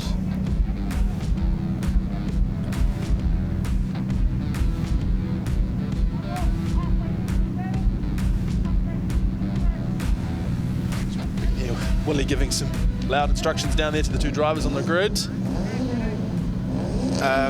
if he could pass on, stay on the track, keep sideways. All right, well, let's see what can go wrong this time. Braden Mayer, Sam Rawson, come on, let's go. Let's see if we can get a clean run in from these boys. As we see Braden Mayer taking the left-hand side of the cones. Sam Rawson needs to put on a bit of a stellar of a chase here.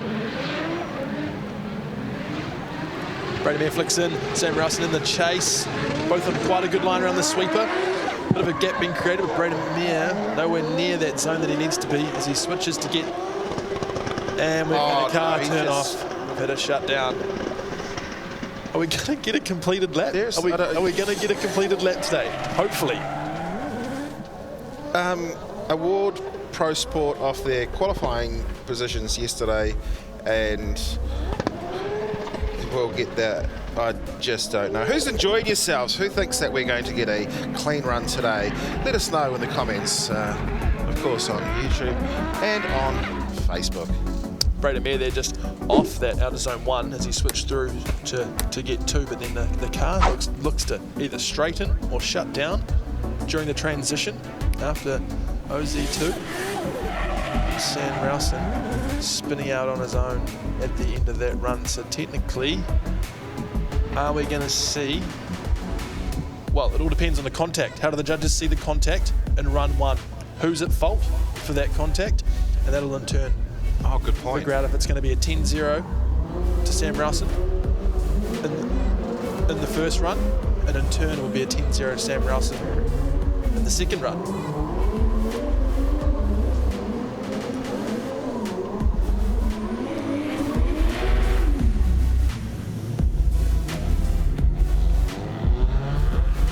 So we see the boys coming. Come on, please have a result. It's an OMT! This is just God punishing me.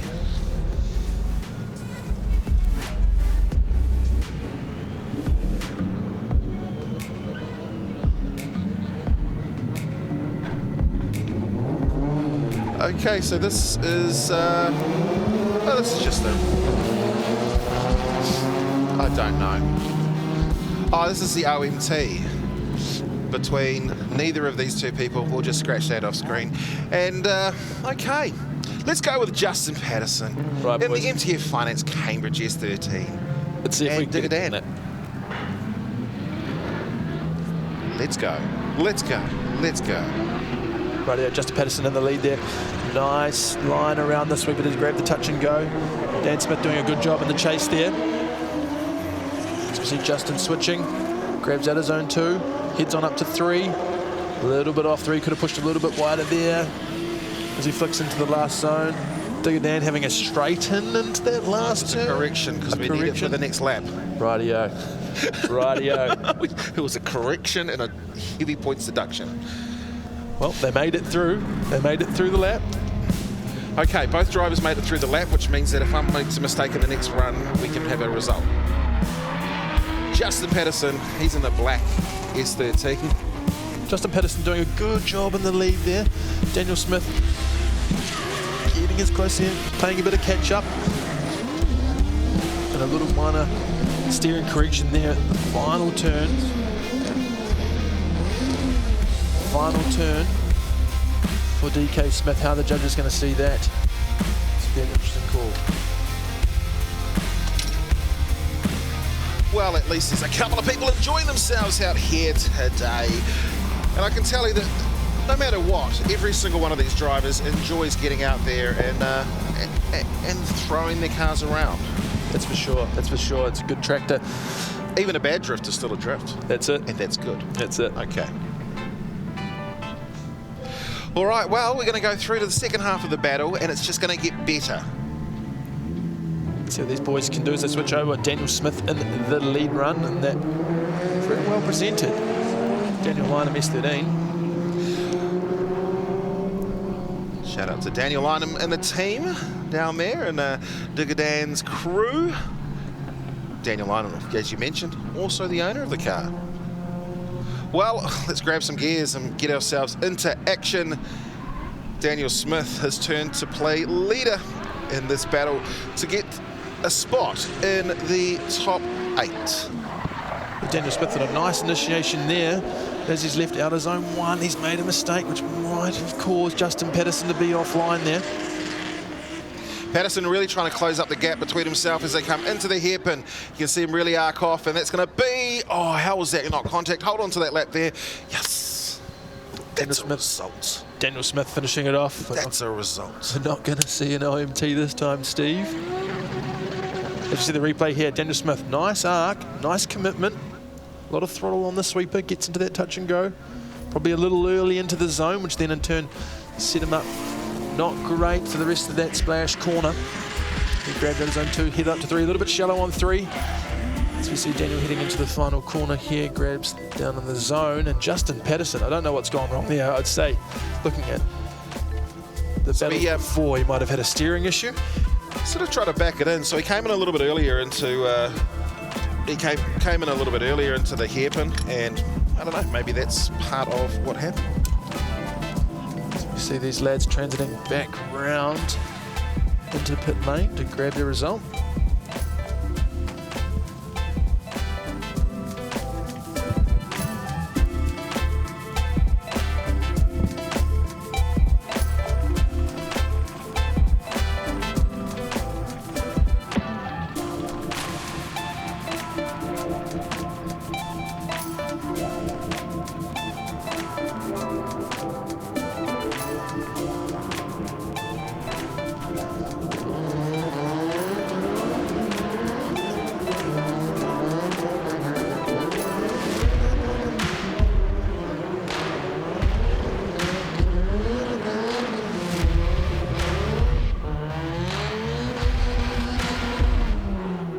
All right, well, we'll see what's going to happen as we head down to Stephen McIver. Has the result been made? We still got the previous result there on screen, on our screen. If the judges pushed it through, oh, okay. The judges are currently looking at their judges replay system, and after that will determine. So you see them looking out, and I'd say that Andrew's possibly made his decision because he doesn't care anymore. Joe Counter just watching one last piece of the action so he can make that decision. I would say they'll be looking back at the replay for run 1 with Daniel Smith's correction in the final turn. I would say that's what they're looking at in that replay. The second pass, obviously, we saw Justin Patterson with the mistake at the end of the clip.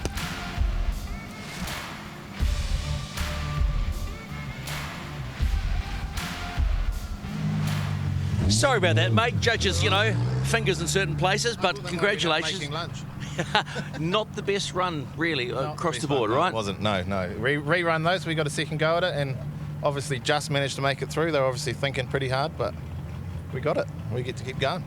That's what it's all about, right? It is, too right it is. Get to keep going, get going. That's it.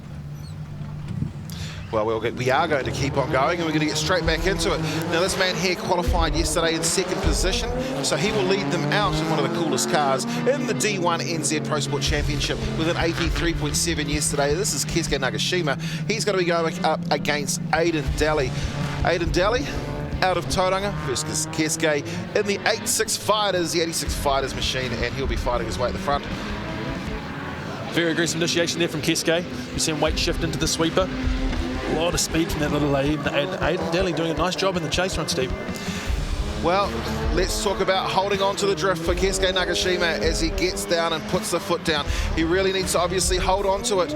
And that little 86 is just dancing its way around the track here at Manfeild. He comes through and finishes the lap off, goes past the yellow printed line, and then off he goes down this mid-straight. A clean lap by Keisuke, a 10-0 advantage. What happened here for Aidan Daly? As we see this replay here, here's where it all goes wrong for Aidan Daly. Just about to clip the back left corner of Keisuke's beautiful A86 and maybe just pulling out to avoid the contact. But a clinical lead run here from Keisuke, doing what he needs to do. Finishing the lap off, grabbing a whole bag of points, a 10-0 advantage. But that was a really, really nice lead run from Keisuke. So we're going to watch this one here one more time. This is a different angle, and I think we're going to look at the same thing that you might have mentioned, no smoke coming off the back end of the lead car. Yeah, okay. Scotty Dinsdale's, he's entered the chat. He said, hey, maybe Steve, you could put you in a drift car so we can all tell you how terrible you are. Couldn't agree more. But apart from you wouldn't need the drift car. So there goes our amazing judges. The first ever D1NZ DK, which is JT Wharedo, Andrew Redwood, our angle king, and one of the hardest battlers out of the South Island, Joel Counter. We're going to go back to the second half of the battle. Swapping over Aidan Daly in the lead run, left-hand side. Kiskane. So this is going to be an aggressive chase from Kiskane. The little 86 fighters A86.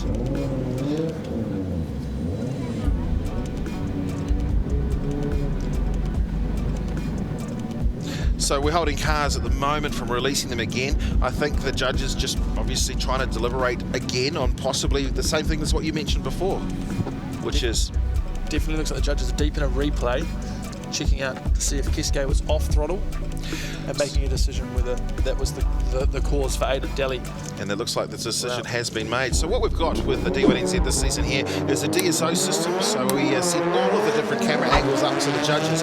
They generally watch what we're watching right now, but when it comes down to it, they can ask for specific camera angles, such as the drone, the overheads, when we're running them, even an in-car camera at the times required. Well, Aidan, you might have some work to do. Keske, you may already be in trouble.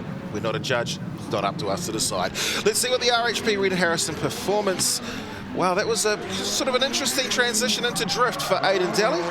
Aidan Daly is struggling there on the sweeper to initiate that car, and in turn has made a bit of an error. But Keske doing a great job in the chase run here, considering the mistakes at the start of the section. As they finish off here. Keske Nagashima, of course, our round one winner in Topor, his first ever round win in the Pro Sport Championship. And a really cool video that him and the team put out, which can be caught up on the 86 Fighters page. That's it. Keske is a very talented driver, and a lot of driving around the world. As we see the replay here, Aidan Daly just off throttle into that splash corner. Keske doing a very good job in the chase to allow for that and to keep within drift. So that's a good chase run from Keske, considering what happened in front of him. So transit back round to Steve to get their decision.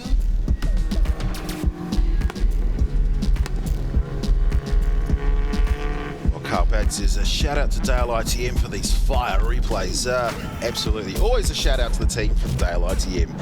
Not just behind us, but the Super Sprint Motorsport New Zealand Championship. They've done, what was it, 6 rounds across Aotearoa over December through to, it didn't seem like it would ever finish. And now we're into the D1NZ. Well, it comes down to Andrew Redwood, Joel Counter, and JT Wharedo, and every strike goes in the way of Keske Nagashima. So you win round one. There's a funny feeling going through my guts that maybe this could be a big day for you. Yeah, I have a funny feeling in my gut too, mate. So yeah, maybe, hopefully, fingers crossed, it is a good day for me. What did we eat for breakfast this morning? I had a bacon bat, so that's probably what's going through me right now. But a little bit of adrenaline too. No, it's pretty good. Look good, mate. Let's go and have a quick chat to Aidan. She's a tough day out there today, mate. That first run, what happened? Came in a little bit too hard and the story was right there, so I was like a bit, oh shit, had to go into the grass. But, you know, Keske's a bloody good fella, bloody good driver. Glad to go out by him, and let's just hope he takes it all the way. You know, mate, never be afraid to come in hot. Oh, sometimes. Well done, mate. Sweet, thanks, Eve. Aidan's still got a smile on his face. Great to have Aidan in the RHP team. Of course, himself, his brother Clayton in the Pro Championship. But before Pro, we start with the Pro Sport. This man here who leads the championship didn't have the qualifying result he probably wanted yesterday, but, well, he's in a position to continue today, and that is Daniel Edwards. Yeah, 2 very good drivers here, Matty J. Done a lot of driving in the Pro Sport. Daniel Edwards up and comer. Obviously Hampton Downs winner as well. This should be a good battle from these boys. Matty J qualified in 7th position yesterday, giving himself a pass into the top 16, sorry. And we are still waiting to fill a couple more spots. So we're on the right-hand side of the tree right now, Matty J, in that immaculate Nissan S13. Psycho JZ and the 180, which is equally stunning, of Daniel Edwards. Well, let's see how they go as they come out of Twitter. They'll accelerate down the straight here and kick themselves into action.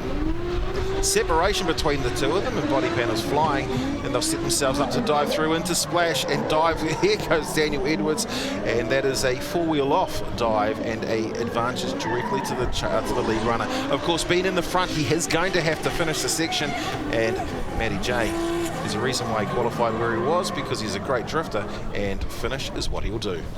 Yeah, Matty J, don't know if he's got a spotter in his ear or not, but normally if he had a spotter sitting up in the judge's tower or next to the judge's tower, he'd be telling you to finish the lap. I know my guy Tom, he'd be hard in my ear telling me to finish it, take no risks to finish the laps. Here we go. Where did it go all wrong? Daniel Edwards just looks like he tries to drive up onto that door of Matty J. I don't think there's anything going on with Matty J slowing up on the exit of splash there to cause that issue from Daniel Edwards.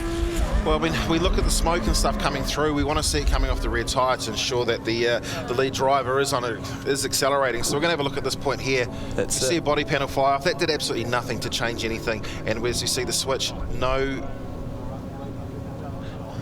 Wow, he is off throttle.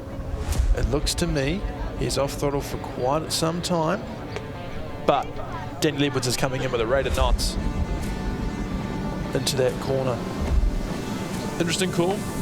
Don't want to be a judge today, tell you that. I don't want to be sitting in that judge's box today. Well, the crew have gone through and grabbed all those pieces of fiberglass. And that's the role you want to be. You want to own a fiberglass company, because today they will be making a lot of money. Fiberglass going everywhere, that Braden Mere car. Missing a few panels. Matty J losing a side skirt on the sweeper there. An Origin Racing Line side skirt. Well, it goes down to the hands of Launch Master Wooly, and off we go. So again, let's send them out. Daniel Edwards will lead out. We know that he is potentially at a 10-0 disadvantage.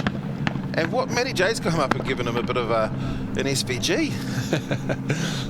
Bit of a bump draft, maybe. Here we go. Daniel Edwards going to have to put on a stellar lead run here as he initiates. Very aggressively, lots of angle. Nice and smooth. Matty J just creeping up to try and get into that pocket. Edwards nails the outer zone one, and he's going to be off the track. Oh, he waved at him going past. Matty J giving him a little wave. Waved at him. That's possibly the greatest thing I've seen today. Well, he comes through and he finishes his lap. He didn't have to finish, and that's going to be enough. But, I mean, if that's not something for the highlights reel. I mean, if you think my bird earlier was bad, I think Matty J's just gone up and done an even better one. Let's have a look at this replay. Replay here with Daniel Edwards. Let's see where it went wrong. Nice sweeper, but he just gets through that outer zone and leaves it way too late. On the throttle way too late, puts him on a wide arc, and he ends up four wheels off on the other side of out of the zone 2. Just keep your hands on the steering wheel and finish this section. He didn't need to, actually, because the lead car went off. Yeah, oh, savage. Matty J finishing the section, grabbing a 10-0 advantage. He should be moving through to verse Keisuke Nagashima in the top 8. To me, this is a clear-cut OMT. Let's go again. Unfortunately for Daniel Edwards, it's going to have some implications on his championship, Steve. We need to talk about championship. Oh, yes, he is. So if he gets knocked out in the 16, and I'll find some information. Bring up that championship so we can figure it out, eh? Daniel Edwards, he was leading the championship coming into round 3. A great result, round 2. Keisuke Nagashima moving forward, sitting in second place in the championship, has moved forward into the top 8. Judge with the decision, 1, 2, 3, Matty J.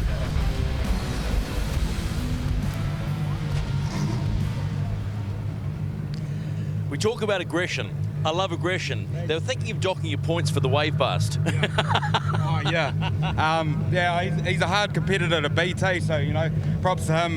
Glad to get the win. There's a few mistakes in there I made, though, so we'll try and tidy them up and move on to the next one. But, yeah, props to the bro. Yeah, he's a great driver, and, yeah, Let's do it. All right, mate. Well done, Matty. J. Gershon. Daniel was, of course, our championship leader going into this one. That's a game changer as far as championship goes. What went down? Come on. I know you're grumpy. Nah, I don't know. It's just slippery in the rear. Something's going on. I don't know if we got it set up wrong or it's not our day. It's not our day. But we'll come back strong tomorrow. You put it in gear, you don't want to talk anymore, do you? Not really. Oh, well, there's definitely characters. They're not having the greatest of days for some of them, but I tell you what, there's still another day to come, and we don't often get to say that in the D1NZ. Of course, we are back-to-back this weekend. Round number 3 today, round number 4 tomorrow, and we will see the best of New Zealand drifting in the Pro Sport and the Pro Championship, taking on the challenging Manfeild circuit. Chris Amon. Well, it's time to welcome our second of our Southern drivers out of the VIP camp, and Rody Knowles as well. Corwell on that wild S15 with a big V8 under the bonnet. DC certainly come to grips very quickly with the D1NZ VIP frames and truss on the doors of that beautifully presented S15. He's got Rody Knowles in the MTF Finance Cambridge little yellow S13. Through Toyota they go. See how these boys go on the lead up. Rody Knowles not giving him too much of a gap. DC about to initiate. And it's a great job as well. Nice smooth arc, slight correction to go and bring that nose back down to the touch and go. And then he is on the loud pedal. Rody continues, and finally somebody took out the Cream Insurance badge.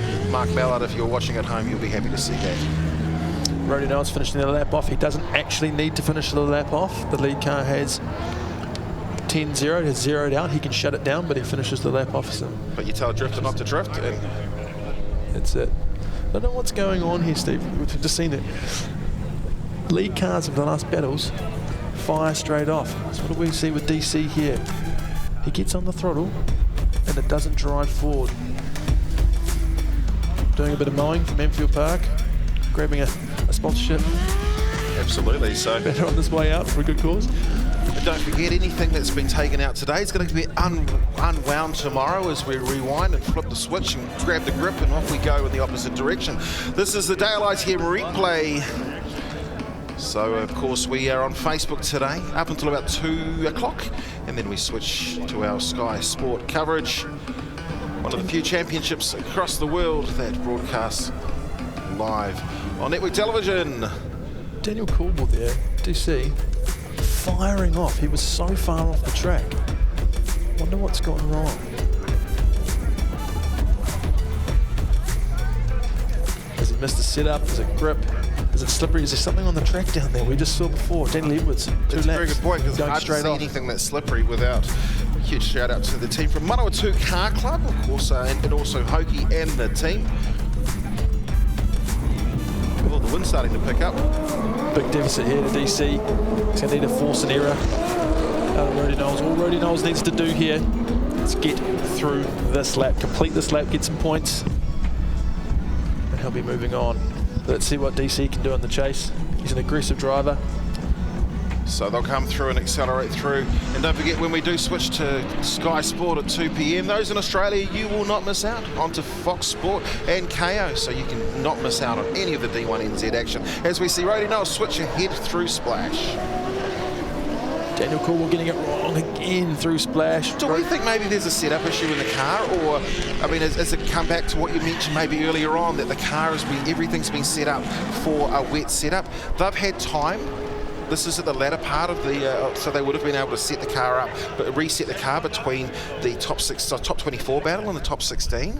I don't really know what's going on. Do you think if DC was set up for the wet, he'd have a bit more grip? But here's the replay, Dale team replay, watching Rody Knowles doing what he needs to do in the lead run to finish the lap off. And then DC just, unfortunately, another 2 wheels off.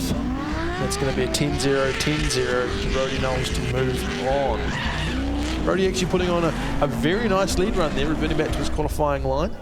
If DC had been able to keep up after the wheels off, he could have been able to do a pretty nice chase run, I'd say, there from Rody Knowles, giving him a good lead. Well, still a few angles to watch for our judges.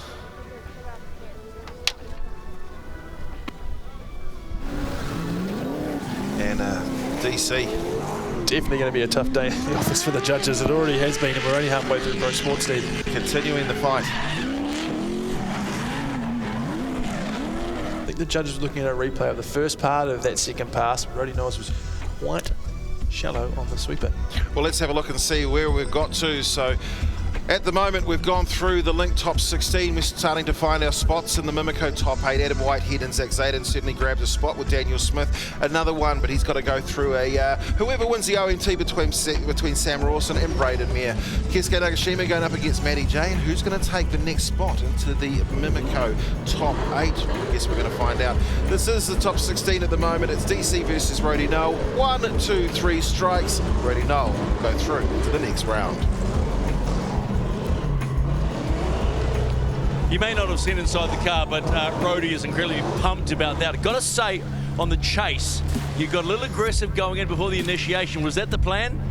Yeah, hard out. That was definitely the plan. We knew they were going to be fast in that car, so yeah, it was just a matter of actually being on the door and trying to make it happen. How hard was it just to play the percentage lead run? Yeah, it was real tricky. Nick was in my ear saying, you're just going to have to be clean and you're just going to have to do the business, and sort of it's quite a bit of pressure, even though the pressure was kind of off a little bit too. So the yellow submarine's rolling, keep it going. Yeah, MTF Finance Cambridge, baby.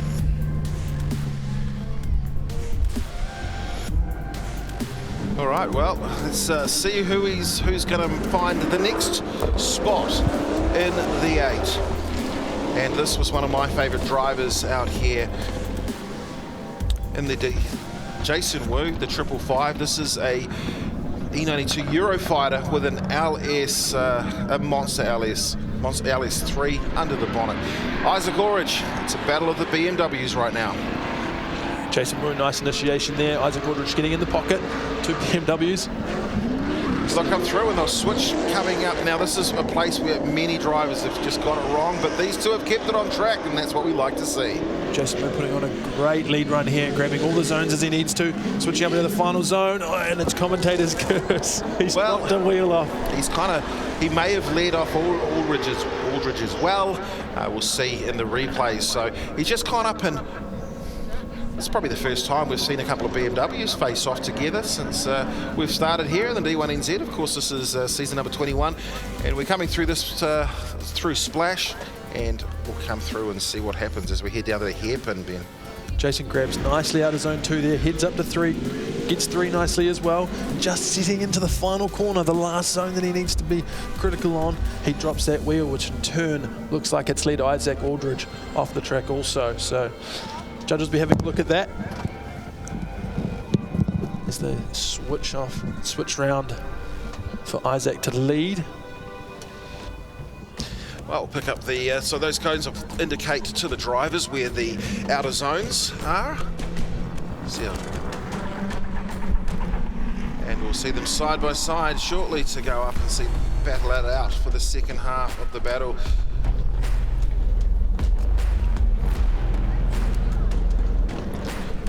So of course this is the Repco D1NZ, and when we talk about Repco we think about something that's going to be happening very, very soon in Taupo International Motorsport Park as the V8 supercars will be heading into town. You can check it all out on Sky Sport. Watch your favourite driver. But while we see that, it's time to bring out the second half of the battle of the BMWs. The Bavarian boys will go out and see, is Jason Wu going to take this one here? Can Isaac Orridge find what is required to take the win? It is Drift Direct on the door and D-Spec.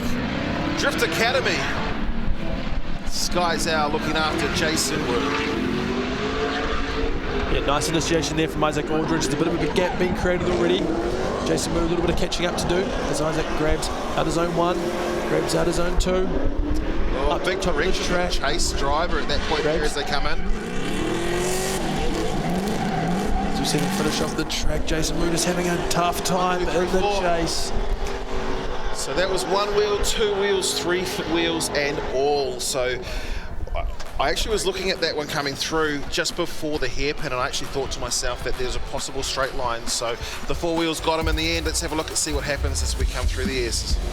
Isaac Aldridge doing a good job in the lead run there, grabbing his zones. There. Jason Wood was having a tough time in the chase, but unfortunately he's put 4 wheels off in this last section. But there goes 1, there goes 2, there goes 3, and as we fly over the top with George, we see the 4th. 1 wheel off is a minor points deduction, 2 wheels off is major, anything more than that, and essentially your battle is over. Jason Wu, he has continued to impress me though every time he's been out. He's been in the series now for maybe 3 or 4 seasons, and each time I talked about it, he's just got 2 points better, 2 points better. Now we're seeing him pumping in solid 80s to 90s from a starting point of 40. That's it. Jason Wu used to campaign the LS powered S14, Boss body kit on it, now into the E92 Eurofighter, and it looks like he's a lot more at home driving that car, as we saw at Hampton Downs. I've gone down and had a chat to Jason quite a few times over the weekend so far, and just said, how's it going? How are you feeling? Is this new car, Steve? It's a new car, but I'm definitely enjoying it. And 1, 2, 3 strikes. Isaac Orridge, he's going to try. He's going to go through the next round.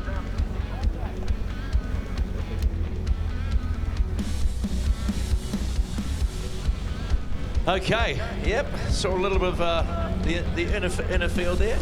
Is there a little bit? Yeah, just a little bit. Dropped a bit of tyre just on that first chase lap, just coming into that last corner, but managed to hold on to it, so that was the main thing. Did you have a sense that you just needed to play it safe in the lead? Nah, I felt like I did a pretty good chase, but always got to push. Jason's a great driver and a great friend, and we love going up against each other. It's always a great close battle, so always got to push. You're moving on. Cheers, man. Well done. I'll just have a quick chat to Jason. Whoa, settle down. Mate, he's gone through. You didn't get through, but mate, just pretty to watch 2 beamers have a crack at each other. Oh yeah, that's nice, but I did my best, yeah. What happened out there? He's just a good driver, and I'm still learning the car. It's a new car for me. So yeah, hopefully I'll do better next round tomorrow. Mate, I'm loving watching. You keep learning, because it looks good watching you learn. Car's good, yeah. I'll do my best. Well done, buddy, well done. How good. How good a ride. I just love to hear the positivity in Jason Wu's voice. The positivity, definitely. It's great to see such a humble man there. Oh, wow. Let's check out the old lights over the hill there, the colour and discoloration out there. Is that an Aurora? I don't know. That's pretty. That's all that is. If I could say what my director's saying, I mean, I don't know any words bigger than wheelbarrow. Aurora something or other. Psychedelic anyway.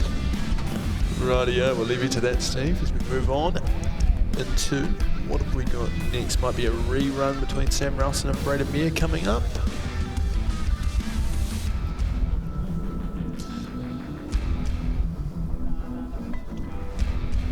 That's what we like to see. We like to see the kids enjoy themselves, and I tell you one place you certainly can enjoy yourself. That is at the final round in Tauranga as we head to my home, our director's home. It is, of course, Bay Park. Let's check it out. The Repco D1NZ National Drifting Championship is heading to Tauranga for the grand finale of a 2024 season. 50 of New Zealand's best sideways masters take on New Zealand's House of Drift, the concrete jungle of Bay Park Stadium, in a 2-night electrifying motorsport showcase, which crowns a champion. An atmosphere like no other, with high horsepower drifting battles, show cars, monster truck demonstration, and more. Thousands of tyres, hundreds of battles, but there can be only one Drift King. Repco D1NZ National Drifting Championship Grand Finale, Bay Park Stadium, Friday and Saturday, May 10th and 11th. Get your tickets now at D1NZ.com. D1NZ.com. Yeah, come and check us out if you want to come along and check out the action. There's only one place to be, and that is at Mercury Bay Park Stadium in Mount Maunganui in Tauranga as we head to the Bay of Plenty for the final. So there's an issue with one of the drivers there. It is Sam Rawson. He is ready to go, but there's an issue for Braden Meir. That's an OMT battle. So a 5-minute call has been called. You know what? We're not going to wait around for that. Let's go straight back into action. This is the first of our top 8 battles from the left-hand side of the tree. It is Adam Whitehead going up against Zach Zyden. Adam qualifying P1 yesterday in tricky conditions. He's a great driver of that Plan VS14. Zach Zyden driving pretty well this weekend. Should be a good battle. I definitely cannot wait to see this one here as we get to the pointy end of the Pro Sport Championship. And there's definitely been a massive temperature drop here at Manfeild. So of course with temperature drops comes a colder or a differing temperature of the track. When you're out there trying to work it out, and I know though, I understand that, and umbrellas have gone out as well. Steve McIver, look at you go. Looks stunning. Just, yeah, there he is. What a man.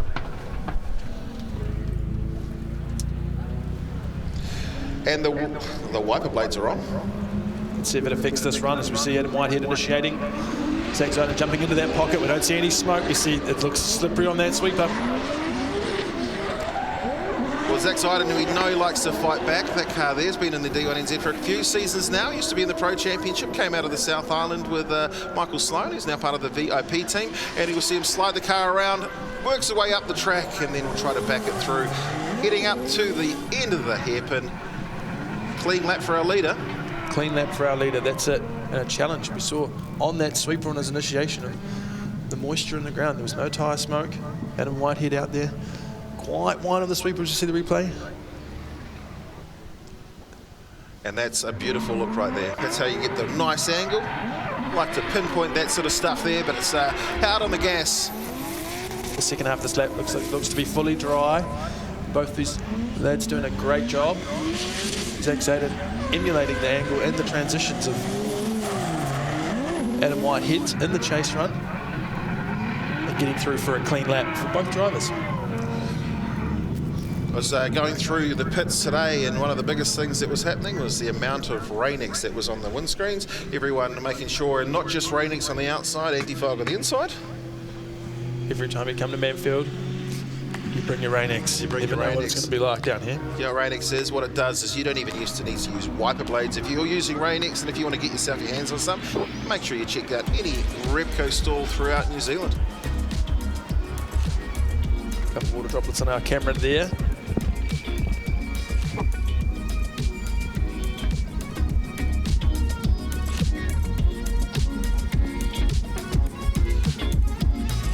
All right, well, they will be side by side, thumbs up, and off we go. So this is the Mimico Top 8, round 3 of the Repco D1NZ National Drifting Championship here at Manfeild, Circuit Chris Amon, and it is Zach Zyden who will set the pace, second half of the battle. Braden Mayer, I understand, has made it with 1 minute to spare, so we'll see that battle come through to find the last spot on the 8 between himself and Sam Rawson. But right now, it's the battle on hand, and it is Zach Zyden who leads out. He's got, a bit of a correction, but it is Adam Whitehead in the chase position. Zach Zyden grabbing that first zone quite well, moving through splash into outer zone 2. Adam Whitehead putting on a pretty good chase run here as they head up into the last corner. Well, they'll come through to finish, and then it will be, do they both hold their... See, Zyden almost, he didn't really get on the gas probably as fast as he needed to, coming out of the last turn, coming out of the hairpin. We'll go up and have a look, and it's a slight correction for Adam Whitehead in the white S14, but they set themselves up, and that seemed to be just maybe a proximity grab. Two very similar runs in chase and in lead. This could come down to the decision could come down to just that minor mistake that we see Adam Whitehead made on that sweeper.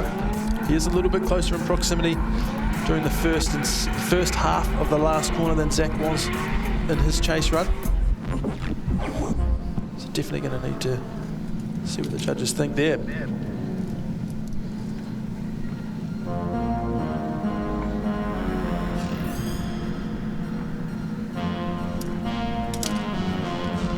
Well, the drivers making their way back into the pit area. They'll go down to Steve McIver.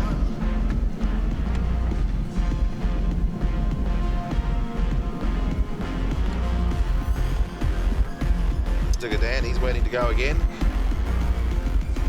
And just needs 66% of the vote. And Andrew Redwood, JT Photo, they say Zach Zyden takes the win. Zach will be going through.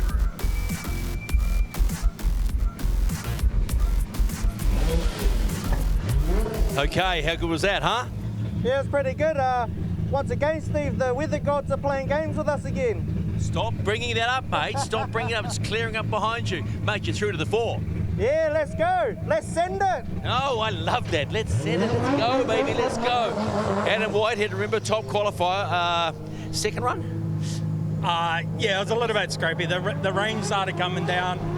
I just tried to keep up, and yeah, we weren't set for rain anyways. But shout out to Zach, good run, and we got another chance tomorrow. Yeah, can I just ask you quickly? There's a little whisper going around. Pro? Are you thinking about going pro? Up to the pro ranks? Yeah, some whispers there. Yeah. I mean, it's time to. I've been, 6 years in pro sport. I've been having a lot of fun with the pro sport party, and car's ready to step up now and scratch up on the driving a little bit, and we should be good. You beat me to it. Most importantly, the driver's up to it.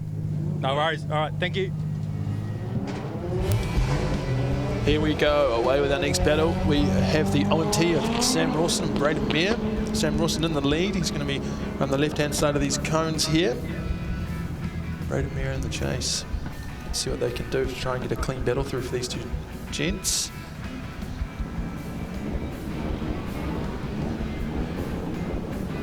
Sam Rawson on the lead up. Braden Mayer in the chase. They both initiate together. Definitely looks to be a little bit slippery. Don't see much tyre smoke from Braden Mayer's vehicle. Sam Rawson switching, doing what he needs to do at the end of that sweeper, grabbing that zone, outer zone 1 as he gets out to outer zone 2, switches up high as he sets himself up for outer zone 3, playing it safe. Playing it safe into the last corner where we see Sam Rawson losing all the grip and having a spin. Braden Mayer almost looked like he was into a spin beforehand, so we have to go back and look at the replay there. But in turn, it will be a 10-0 Sam Rawson having a spin on the final corner. Where they're playing a game. Here we are with the replay. Braden Mayer pretty unsettled in the chase run there. You see Sam Rawson switching through splash, grabbing that apex, heading out wide to OZ2, setting himself up for a smooth transition through to 3. And an aggressive switch there onto the lock stops for Sam Rawson. Spinning on his own with Braden Mayer having to take a spin to avoid the contact. Nice sweeper though from Sam Rawson as we see Braden Mayer struggling a touch with the pace of the lead car. Sam Rawson, if he had finished this lap off, would have been a great lead lap. Yeah, of course, this is the OMT rerun from the 16, and Sam's really impressed me over the last couple of rounds, but with drifting comes a lot of learning. They come around for the second pass, swapping over. Braden Mayer in the lead. Now all he needs to do is reset. If he's got a spotter in his ears, I don't know if he has a spotter or not, tell him all he needs to do is get through this lap, make it through, and you're off to the top 8. And it's so important, but the other thing you can't do is you can't just take your foot off it, essentially. You have to pump in a lap, because if you do, you can make mistakes, and mistakes is what we don't want to see. So we know where the box seat is, and that is from the lead position, so go through, treat it like qualifying, and set yourself a great score. Let's see, Sam Rawson's going to have to apply some pressure here, try and force a mistake. As we see them both enter together, Braden Mayer wavering a little bit. Looks like that car's pretty gripped up on that sweeper. Definitely a bit of a difference in speed as he misses out of zone 1, travels through, gets down to zone 2, switches in to set himself up to get out to the number 3. A little bit shallow there from Braden Mayer, but he's doing enough to get the points to get through. And enough is all he needs to do as he comes through to finish the section, a wheel off and more points deductions for the chase driver.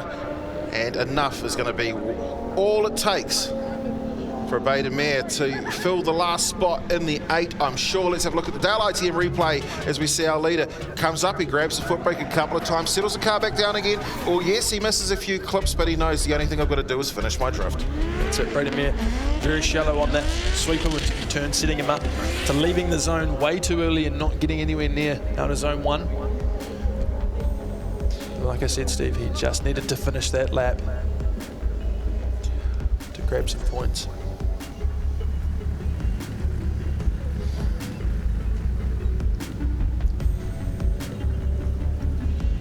Crowd kicking back, watching what they see in front of them. Which, of course, it's the 3rd round today. It's the 4th round tomorrow. When we go back to back, we flip the switch and we reverse them.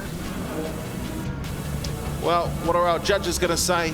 Andrew Redwood, Joel Counter and JT Fadido say Braden Mayer will take the victory and move through into the last spot on the 8.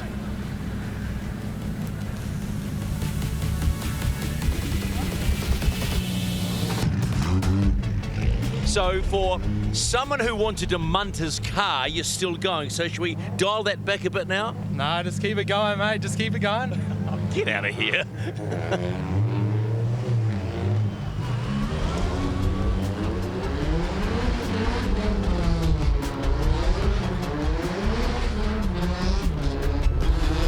Well, that's the S's right there, and that's the way they got there. So this is the top 8, of course, Mimico top 8. We've already got one spot in the LA Petroleum top 4. Daniel Smith and Braden Mayer, they'll be going up against the Zach Zayden, whoever the winner is, and Keisuke Nagashima going up against Matty J. Roddy Knowles versus Isaac Ulrich. One spot on the 4, only 3 to go. Zach Zayden will be very pleased with himself, already through to the top 4, putting on a good drive. It's going to be good to see him get a good result, Zach, and I think it's his local track. See the next boys lined up. Well, there we go. This is Matty J in the S13 versus Keisuke Nagashima in the 86 Fighters A86. And that car in the lead position is not struggling at all for pace. Probably the smallest engine in the D1NZ, and it is astronomically fast. Just wondering what was going on there. A bit of mind games again. We know that Matty J's good for rubbing up the rear bumper if he needs to, but Keisuke's got the jump this time. I thought there was a problem to start with, but there doesn't look like a problem at all for Keisuke Nagashima. That little 86 is a rocket. Keisuke doing a great job out in the lead, grabbing the zones, grabbing zone 2, setting himself up out of zone 3. Nails it, doesn't drop a tyre. Look at this little smoke machine coming from those little 16s on that A86. And he'll come through to finish crossing the line. And that's a solid lead run for Keisuke Nagashima. And I know there's a lot of support out there. You can see it all over the comment section here on Facebook. As we see the replay, massive gap created, that fast little A86. Out of turn 1. Pivots that car so nicely on that ripple strip. For out of zone 1, grabs 2, heads up to 3, doesn't drop a wheel, putting on a great lead run. Matty J just not in the proximity, not where he needs to be at all. With Keisuke just a lot more forward drive, a lot more pace in that little car compared to the JZ. Now, I don't know if this is correct. Somebody said that they think it's got 15s on it, not 16. Surely they're not that small. 15s, my buddy Ruben corrected me online, beauty. Well, 15's even more impressive, but he's done some good calculations, Keisuke, of gear ratios and things like that. Bring back the 13s. To have that a little rocket. It's so good to see. So good to see Keisuke, one of my Reckham teammates. Got grip. Well, they'll line back up side by side again. He went from 195s to the big 205s. That's awesome. And Riley does not agree with 13s. I'm with you on that, unless they're eagers. 205, 50, 15, confirmed there for Keisuke. It's a small tyre. All right, well, the Taniwha that is Launchmaster Willie says, righty, off you go. Down the straight we go here at Manfeild Circuit, Chris Amon. We are trying to find ourselves some spots in the 4. Matty J, MCA on the back bumper. More bark on the door, and it is time to grab some gears. And Keisuke's right there with him. Let's see what Keisuke does in the chase run here. Doesn't need to overdrive the car. Matty J, a little bit shallow on that sweeper there, not allowing Keisuke to get right up into the pocket. As we see, running a little bit wide into OZ2, but he just makes it. Matty J keeps it on the track as we head up to 3. It's a great camera angle with that drone, and Keisuke doing a very good job in the chase position here. Putting it up towards Matty J. Matty J. Hold on to Matty. Off the track. Keisuke in that little 86, he'll be pumped. He's so good. I love Keisuke. We've certainly got some characters in the D1NZ. Keisuke being one of the friendlier ones. All right, we'll have a look at the replay here. So Matty J comes through at this point here, and it starts to wash out. Looks like he's going to head back over the ripples. But when you make a slight mistake like that, it can mess up the rest of your lap. We'll see him come through this point here. He's really wide and starts hammering the throttle, but I think there was another, right there was a slight correction which actually took him off the track. So 3 wheels off or more, Keisuke opening the door. J just not making it across the line there, ending up across. 3 wheels? Was it 3 wheels? No, I'll go with 2. 2 wheels. Maybe deduction. Yeah, just a small points deduction for 1 wheel off. Great drive from Keske there though in the chase run. His lead run, flawless. Chase run, probably the best chase run we've seen all day. I would have to agree with you, and it's well, the judges agreed. All 3 of them said Keske Nagashima will go through. We'll send it down to Stephen McIver, and he hooks Keske Nagashima. How's that feeling in your guts now? Oh, pretty good, mate. I think she's all cleared up, so I'm on it. Mate, you are on it. That lead was a cracking lead. It wasn't bad, eh? I mean, it's such mixed conditions today, so to be able to get something in the dry is phenomenal. It's good. It's a good feeling. All right, get ready for the 4. Yeah, get it done. All right, Matty J was so strong in his last to get into the 8. What went down, brother? How's it go? What went down? I'm not too sure. I think I was still buzzing off the last battle and I just didn't piece things right together. And he's a very fast driver, and I knew that, but yeah, just couldn't keep with him. Simple question: how much of this is about the head game now? A lot of it. Far out, man. I get right in my head, eh? So I was in my head then, but yeah, just took it too lightly. But yeah, hope he takes it all the way. You put on a good show, pal. Well done. Bring on the next one. You got it. Well, bring on the next one, and the next one is right in front of us right now, and it is Isaac Ulrich in the Drift Direct BMW going up against the MTF Finance Cambridge. Zombieland, Domino, what else has he got on there? Zach Nova, Mac, Red Star Signs, Link. He's got them all, PSR. This is Rody Knowles. Yeah, good insight there from Matty J as well, just explaining how much it is a mental game in drifting. You know, you need to be in that zone, coming from one battle on a high into your next, you need to reset. So definitely can't agree more there with Matty J off the mental game. Well, off we go. So we're riding on board with George from Inspire You. Come on, George, you get faster than that. Oh, no, he's going to pick them up on the other side. Of course, I should know better. All right, well, let's see what Isaac Ulrich can do versus Rody Knowles. Rody, RB25 under the bonnet. But it's acceleration time. Here we go, nice initiation for Isaac Aldridge. Rody Knowles just trying to create that proximity. Aldridge missing that whole of OZ1 as they switch through Splash. He grabs 2 in the lead. Rody Knowles, not a bad chase going on here, doing a pretty good job in the chase position. Isaac grabbing that last outer zone and then switching to the finish of the track, but he definitely missed a whole lot of OZ1. Well, we're about to see what he missed. All right, let's have a look at this replay here. So Isaac Aldridge nice and wide on the sweeper on the line, but he just left and switched a little bit too early and turned, missing that zone. It did set him up for 2, but the damage was already done on the sweeper. He gets out to 3, doesn't drop a wheel, which we've seen a lot of wheel drops, an aggressive switch up high as he heads into the last corner, and Rody Knowles doing a good job of chasing that. A second replay as we see from a slightly different angle. So you can see that there's a big yellow box, and the drivers should fill that with both their front basically and their rear wheels as they do the massive touch and go switch. Didn't get there. The rear of the BMW looking quite high. Why would that be?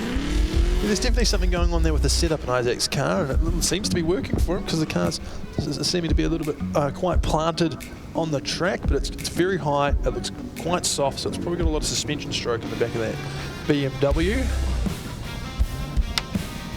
So they head up for their second pass and switch over. Rody Knowles to lead off Isaac. Rody will be buzzing. I know Rody, he'll be buzzing. Rody he's such a great guy. Very passionate, loves his drifting. And so does Launchmaster Willie Butler. Lots of characters. There's a few of them out on the track at the moment. Rody Knowles, what can he do? Slows them right down here. Like, this was like a Dayton Templeman type move to do when you slow them down and try to get a slingshot. That's it, that's the slingshot. Here we go, Rody Knowles in the lead. Initiates early. Pretty nice line around the sweeper. We see Isaac Aldridge trying to bunch up on that proximity. The switch through and grab out of zone 2. Rody Knowles putting on a smoke show as he heads up to 3. The drone's had a... Goodbye to the drone. The drone exits the chat. Here we go, Rodinow's finishing the lap off. Isaac Aldridge jumping up on some proximity there. It'd be good to see a replay from an angle.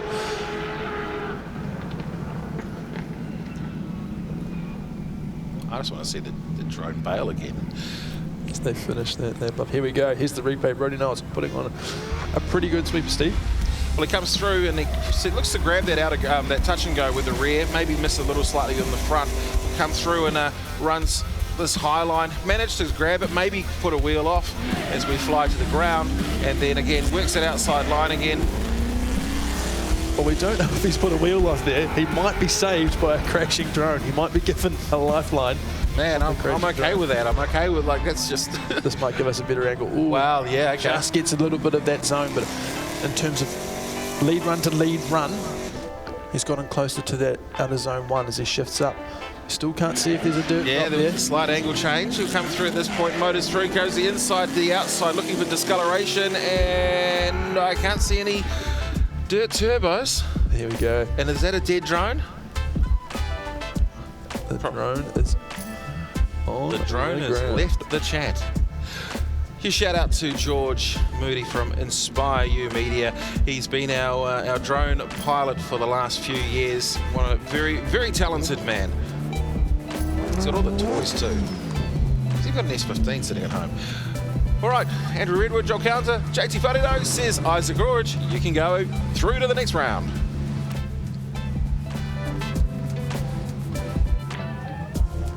A little bit more consistency coming through there, huh? That one felt good.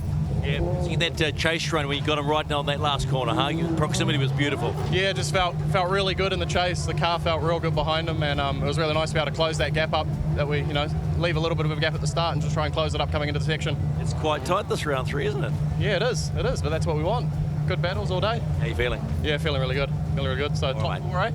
Go get it. Yeah, boy. Well, congratulations to Isaac there. Let's just see if we can have a quick word maybe with Andrew Redwood. Just wondering how the result came for that one there. Brody and Isaac. Brody is probably about 1 to 2 car lengths back from most of it. He probably closed that up to about a car length back after splash. Isaac did miss a few of the outer zones through the way, but he wasn't off and he was carrying good pace. Second run came up. Rody had quite a shallow run through the sweeper, quite a few adjustments. Switched back low on the track. Took a while to get back on throttle, and that really sealed the deal for me as far as Isaac's chase. Isaac was able to stay quite close to him for the remainder from splash onwards into the hairpin.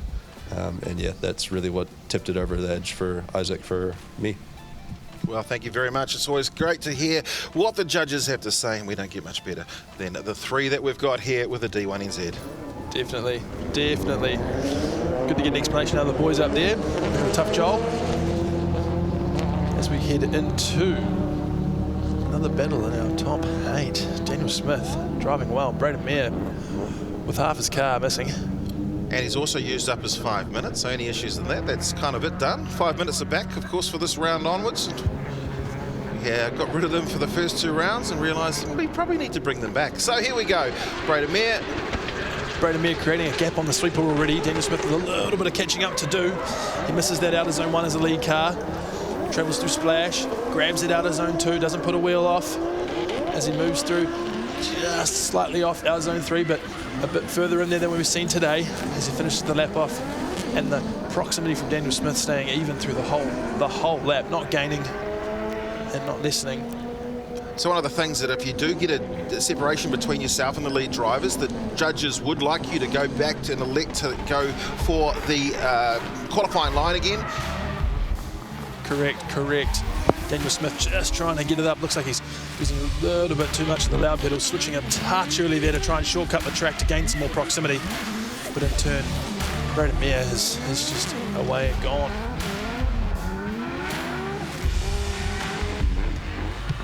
The separation's created here, Steve. On the initiation, Daniel Smith not far enough up into the pocket with Braden Mayer. Yeah, you can see from these angles here, one of the things I'm looking is trying to look at that lead and chase. Because they're so far back, they basically need to mirror each other. A little bit shallow for the chase driver. Mayer, to me, probably an advantage. as the crowd starts to build on the hill. Enjoying a bit of action out here at Manfeild Circuit. Chris Amon, of course. This is round number 3 of the Repco D1NZ National Drifting Championship. A couple of umbrellas up out there. We can't see much of the weather from where we're seated, but there's a couple of umbrellas come up. Does that mean we've got a little bit more rain coming down? Oh, maybe it's just for sun. All right. I hope so. Let's head off to the second run of this battle. Second boys. Here we go. So Daniel Smith will lead Braden Mayer in the chase position. Sort of think that maybe DK Smith Excavation, Daniel Smith has a bit of work to do. Took performance developments on the side door of his car. Braden Mayer, he got into it early. Let's see what Daniel Smith can do as he heads for the touch and go. Daniel Smith putting on a good display here in the lead. Grabs a little bit of that zone. Switches through to 2. Looks like he grabbed 2 quite nicely as he sets himself up for 3. But Braden Mayer, he's off. Oh. Braden Mayer is off. Daniel Smith has to finish this run here, which it looks like he has done, and that should be enough to see Daniel Smith go through because of a mistake. That's all it was. That's all it was, and that's drifting. It's cutthroat. One little mistake like that, even when he had an advantage, Braden Mayer having an advantage, could be the deciding factor to put him on the trailer. But Daniel Smith here, great sweeper, good angle, good commitment. Actually doesn't get much about his own 1 at all as they switch through to grab 2. Braden Mayer came in really, really hot, and he had to make some sort of evasive sort of manoeuvres to possibly avoid. And look at how high you see the car just bouncing over.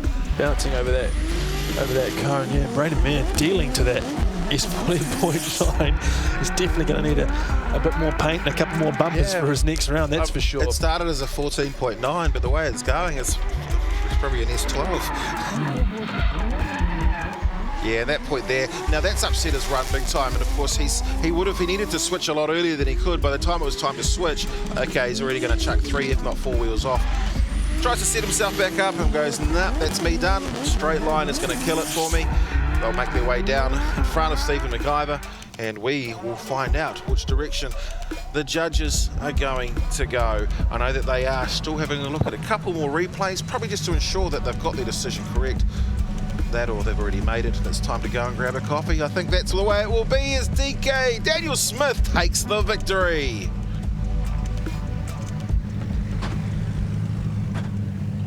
Been an up and down sort of day for you, but man, you're still rolling. We're still rolling, we're still there, and we've still got a whole nother day tomorrow, so as long as we can keep the car in one piece, we're doing all right. Mate, don't get ahead of yourself. Still got to finish this one today, and maybe even get to the top step. The weather, a little bit up and down for you? Yeah, but lucky it's still dry. If you look at the windscreen, there's no spots on it yet, so we just hope and pray.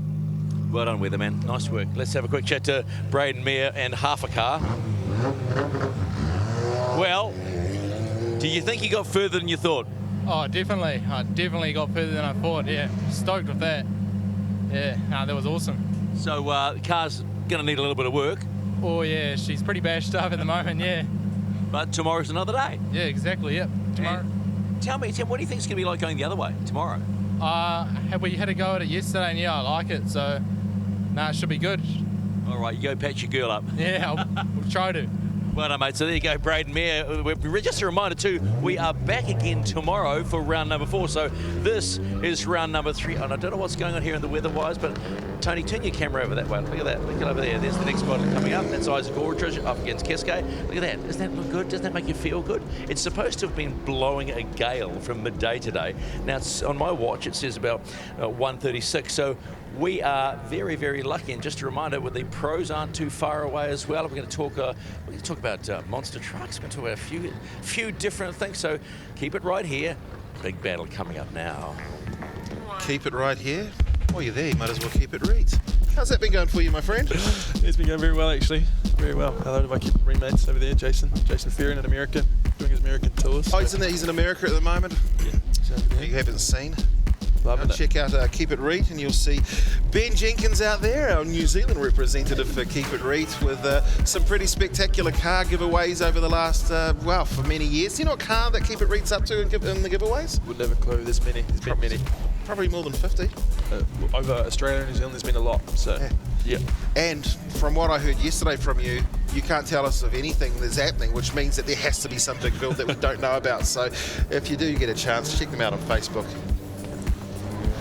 Here we go. This is going to be a good battle here. Kiske, can he keep up with his consistent lead runs? He's put on a great show already. It's been a pleasure to watch. And Isaac Aldridge doing some parking practice out on the grid by the looks. I thought those BMWs came with parking assist. Hear that distinctive note of Kiske's car. I can hear it through our commentary box. You ran a SR once upon I did. I still love them. Still love them. SR20s. Epic little engines. I just like the rumble of, okay, I've got a V8 next to you, let's go. Yeah. So arguably, Isaac Aldridge's car, the motor, I mean, this is like Adam Davies going up against anything. That motor in Aldridge's car is at least double what Kiske's got. Probably. Not in power, but definitely in cubic inches. It could be in power as well. I'm pretty sure Isaac Aldridge's got a blower under that hood. Here we go. Right, yeah, Kiske leading him off. This is going to be a good battle. All right, where's the support on Facebook for Kiske Nagashima? Maybe there's some Isaac Aldridge fans. I'm sure there is as we look at the head-to-head. SR20 versus LS2. It's an A86 versus an E92, and they say it's 450 versus 470. I don't know about that, but look at the speed of Kiske Nagashima as he moves into action. This is to find a spot in the 4. This is round 3 of the D1NZ Pro Sport Championship. Kiske putting on another flawless lead here, grabbing a bit of that out of zone 1, grabbing 2. He's just so fast, Steve. He's doing a great job in the lead run here on his qualifying line, hitting his marks, and Isaac Aldridge just being caught out by the fast of the weight 6 in the lead and nowhere near him. He's absolutely powering through at the moment as Kiske Nagashima putting the foot down as they go down the mid-straight.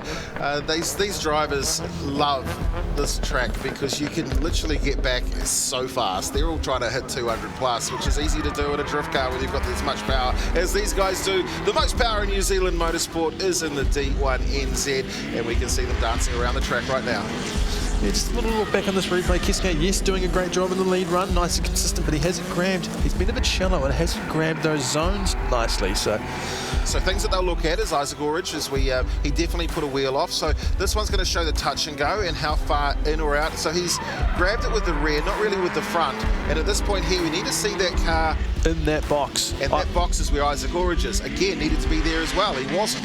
Isaac Aldridge obviously smashing it over, one wheel, maybe even 2 wheels off for a deduction.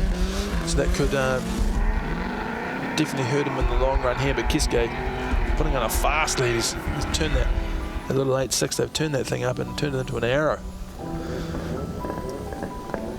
There we go. They've turned up to the line for their second run. Isaac Aldridge to lead off. Let's see what Kiske can do in the chase here.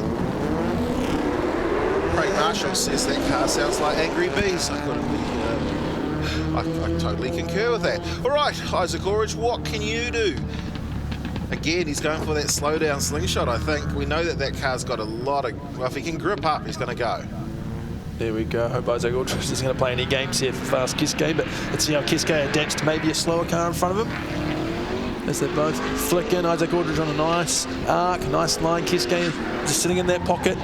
It's a good chase run starting off to be for Kiske. Well, as they switch to 2, Isaac Aldridge gets out of zone 2 very nicely, but then he's just come up a little bit shallow. No, he's perfect into out of zone 3. This is a good lead lap from Isaac Aldridge. And a fantastic chase. Allowing Kiske to chase. That's the thing. It's a massive thing. Big leads, great leads, give great chases. And a couple of wheels off for Isaac Aldridge, maybe coming out. Let's go with 2. They're both happy. They're both whacking the roofs of their car. Yeah, good chase run there from Kiske as we go to the replay. How does Kiske keep his car so straight? Fantastic team. As we see the journey back around. And this is the lead run by Isaac Aldridge. There we go. Kiske in that pocket nicely, but yeah, I'm very impressed with Isaac Aldridge getting all that zone, then getting right out to the edge of the track there. It's a good section of driving for him in the lead run. You see Kiske just taking advantage of that great lead run Isaac's trying to put on until we see 2 wheels off just before the section there. Just before the section ends, 2 wheels off Isaac Aldridge. That's going to be a major deduction. Well, it's definitely going to be a major deduction. We saw him put a wheel off in the first run. We saw him put 2 off coming out. We know that Kiske was probably shallow on some of his on his lead run but it's going to be enough. Keisuke Nagashima gets all 3 strikes. He's going through.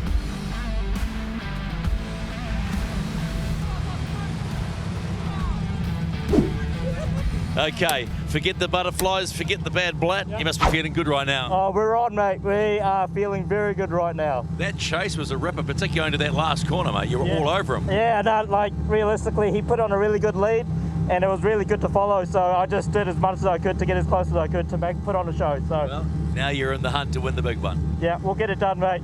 All right, see you soon.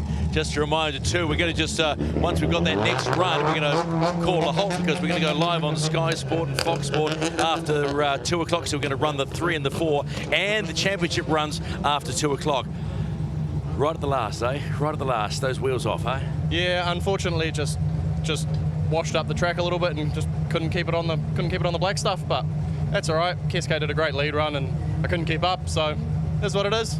I get that feeling the way you're looking at me, you're kicking yourself. Yeah, a little bit, but you know what? That's racing, isn't it? So on to the next one and keep going. And valuable points and another round tomorrow. That's the one. That's the one. Nice driving, buddy. Thank you very much. Gutted, but that's okay. He's lives to fight again tomorrow. That's it. That's it. And good point there. We have another round tomorrow. These drivers, these guys that are pushing their cars to the limits, as we're going to see some epic battles in pro. You need to keep the reliability of that vehicle to get it through for some more championship points tomorrow. And reliability is something that's already plagued us for the yesterday in qualifying. We've had a couple of drivers that couldn't make it today, and that's been in both the pro sport and the pro field. The pros, they managed to find new cars and bits and pieces, and we'll talk about that as the day goes on. Zach, that's such a slow start, but maybe that's to do with the weather, and he also wants to get the slingshot on Daniel Smith, who probably transitions into drift maybe a little bit sooner than Zach does. Yeah, it's definitely wet on the first section of that sweeper as we hear the tyres gripping up. Oh no, we're wet the whole track, so definitely a big challenge for these boys. Haven't driven a wet lap since this morning, being in the groove, being in the zone, but Zach Antick's doing a good job here in the lead. Actually, both drivers doing a fantastic job to get through this section. Well, that's the conditions that they don't know. Very nice lead run in the conditions, and a great chase run, and that's where there's obviously grip because the rain hasn't got there yet. Great chase run there from D. Smith. So Zach doing a rather good job in the lead also. All right, well, let's have a look at this lap here. Zach, I think he did a great job considering the current conditions. He comes through, just drags across the outside of that outer zone, and then he makes his way through, and he'll set himself up for Splash. So Splash is the centre one, and that actually comes through to the tail end. We're going to make our way back out into the outside, head around the hairpin, and then it's straight down onto the gas to finish. That's it. Look, as we see some tyre smoke coming from Daniel Smith's car, it's definitely a little bit of grip at the ending there. Just had a couple of our VVIPs come through and check out what's going on before they head up into the broadcasting truck. Daylight here bringing us all the action of this beautiful overhead shot. I've just realised we haven't seen the drone for a while, so I think George just got some repairs to do, hasn't he? It looks like he's gone offline, maybe gone offline up here, but as we see the last of this replay between Zach and Daniel as they line up for their second run, swapping around. Daniel Smith to be in the lead, and they'll kind of know what the conditions are of the track. They've just had a quick lap in the wet on the sweeper. They felt it, and now they can change their driving style. Oh, look at Willie go. Willie just brings smiles. All right, DK Smith Excavation. Daniel Smith, what can you do? The 411 and Daniel Lymans S13 going up against Zach Zyden. Drift Antics, check him out on YouTube. They'll be side by side as they accelerate, and it will be Daniel Smith who will set them alight to start the second run. Daniel Smith creating a little bit of a gap here on entry as he's initiated. Looks like the rain might have gone. Oh no, he's slippery. He's slippery. He's out wide on the sweeper, but he gets back into the touch and go and grabs out of zone 1 as he transitions through Splash. Just grabs out of zone 2 quite nicely as he switches up the hill. Keeps it on the track as well. Keep it on the track. One little wheel drop as we see Zach Zyden jump in the chance to get some proximity to finish the lap off. Runs it high and then comes through to finish. And a grip up to finish down the back straight. I don't know which way I'd go on this one here. That's a tough one. That is a tough one. They look like two very similar leads, two very similar chases. So, see the judges up there possibly looking into another replay. Nice commitment from Daniel Smith on the sweeper, not knowing how much grip he's actually going to have. He actually filled that touch and go quite nicely, but it was maybe more go than there was with the touch. Grabs that outside and he heads it this way as well. We can see that the slight dirt turbo, and then again setting himself up nicely. Gets right up, not quite as far up as he can, but that beautiful little slingshot.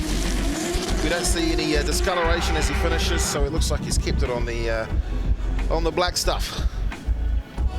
Zach Zayden on the attack at the later half of that run, trying to get up onto that door to... Zach looks like he might have dropped the left front wheel off as well coming through there. And the other one is he's relatively shallow, but that's all about proximity at this point here. So I'd say because he's on the door, the judges are definitely not going to mark him. We don't want to have follow the leader. We'd love to have both of them just side by side the whole way through. Yeah, he's definitely sacrificed a whole lot of his line to get back up into the proximity. Whether the judges want to see that, I don't know, but here we go with the decision. This is a big one. All right. And it's going to be Daniel Smith who goes through, and oh, this is brilliant.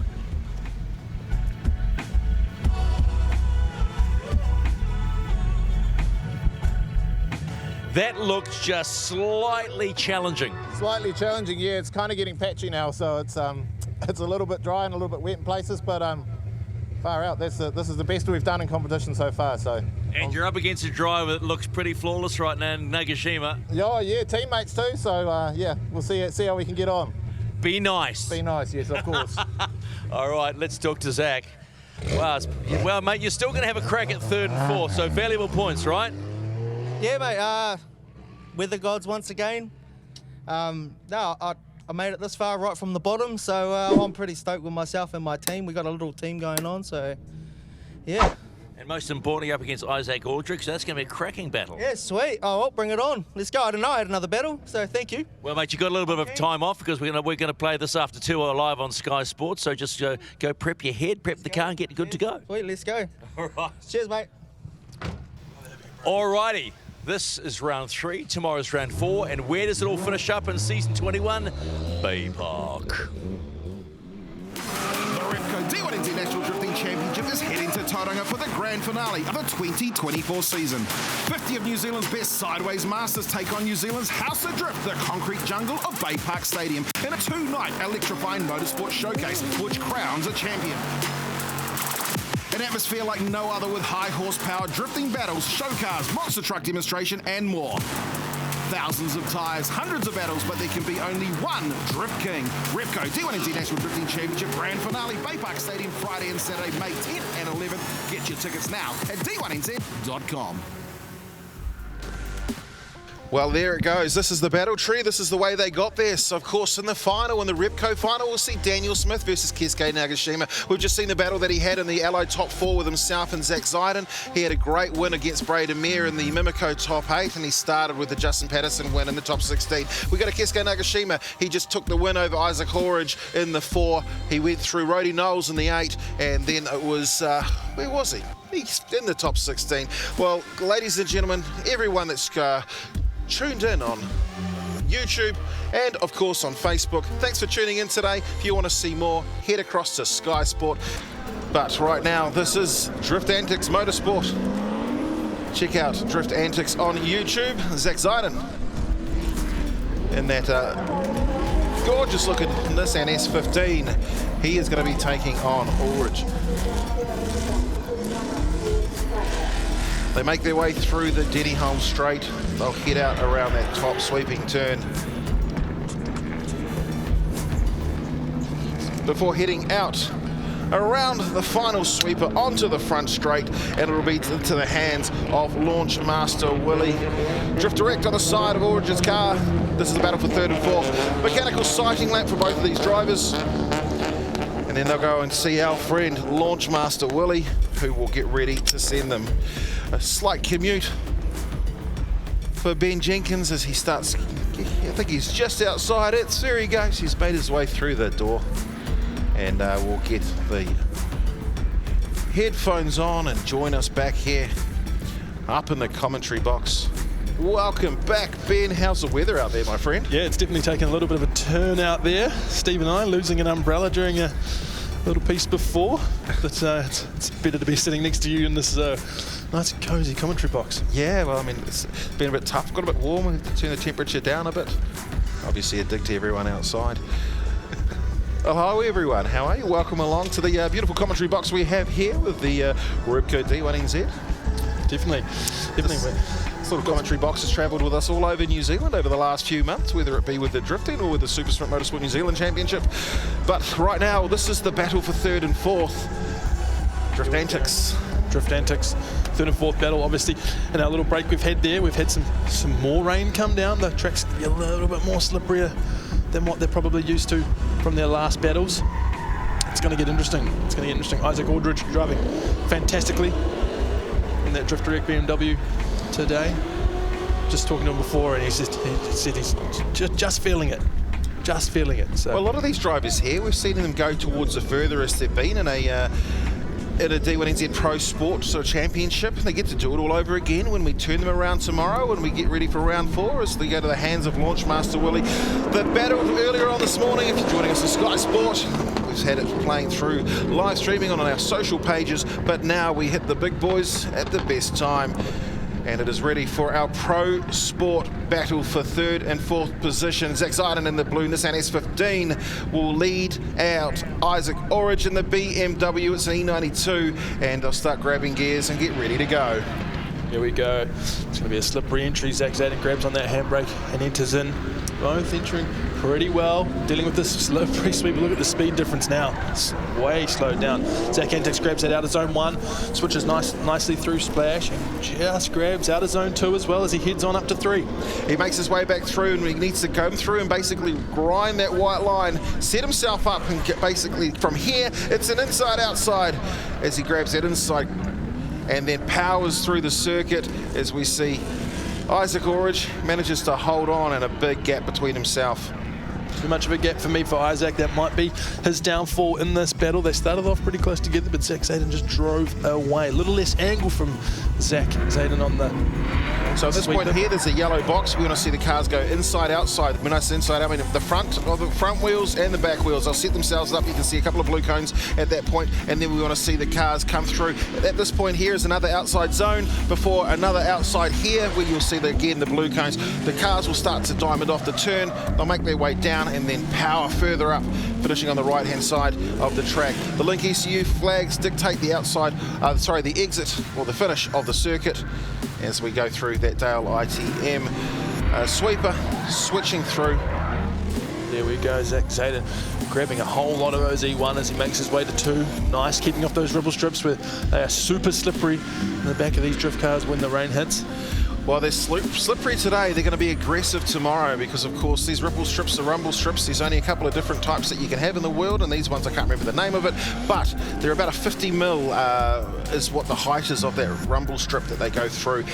It's designed for a car to take in a forwards direction. They're a little bit more aggressive when you switch them around and turn them around. We do this at the likes of Taupo International Motorsport Park, and we'll be doing it this weekend here at Manfeild.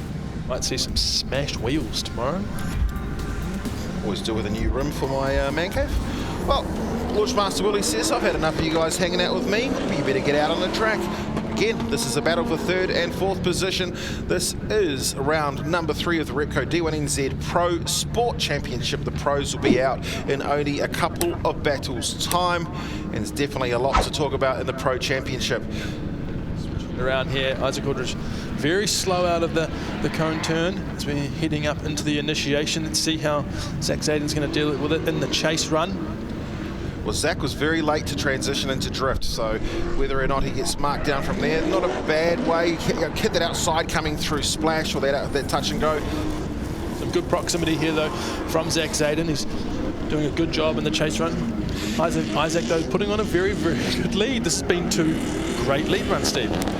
Well, I mean, they both have been given the privilege of being led out really, really well. To have a great chase run, it's always requires a leader to do the best job up front, and I think both of these guys have been given that blessing as they head down the Denny Holmes Straight here at Manfeild. They'll come down and see Stephen McIver. Let's go up and have a look at what the tape says.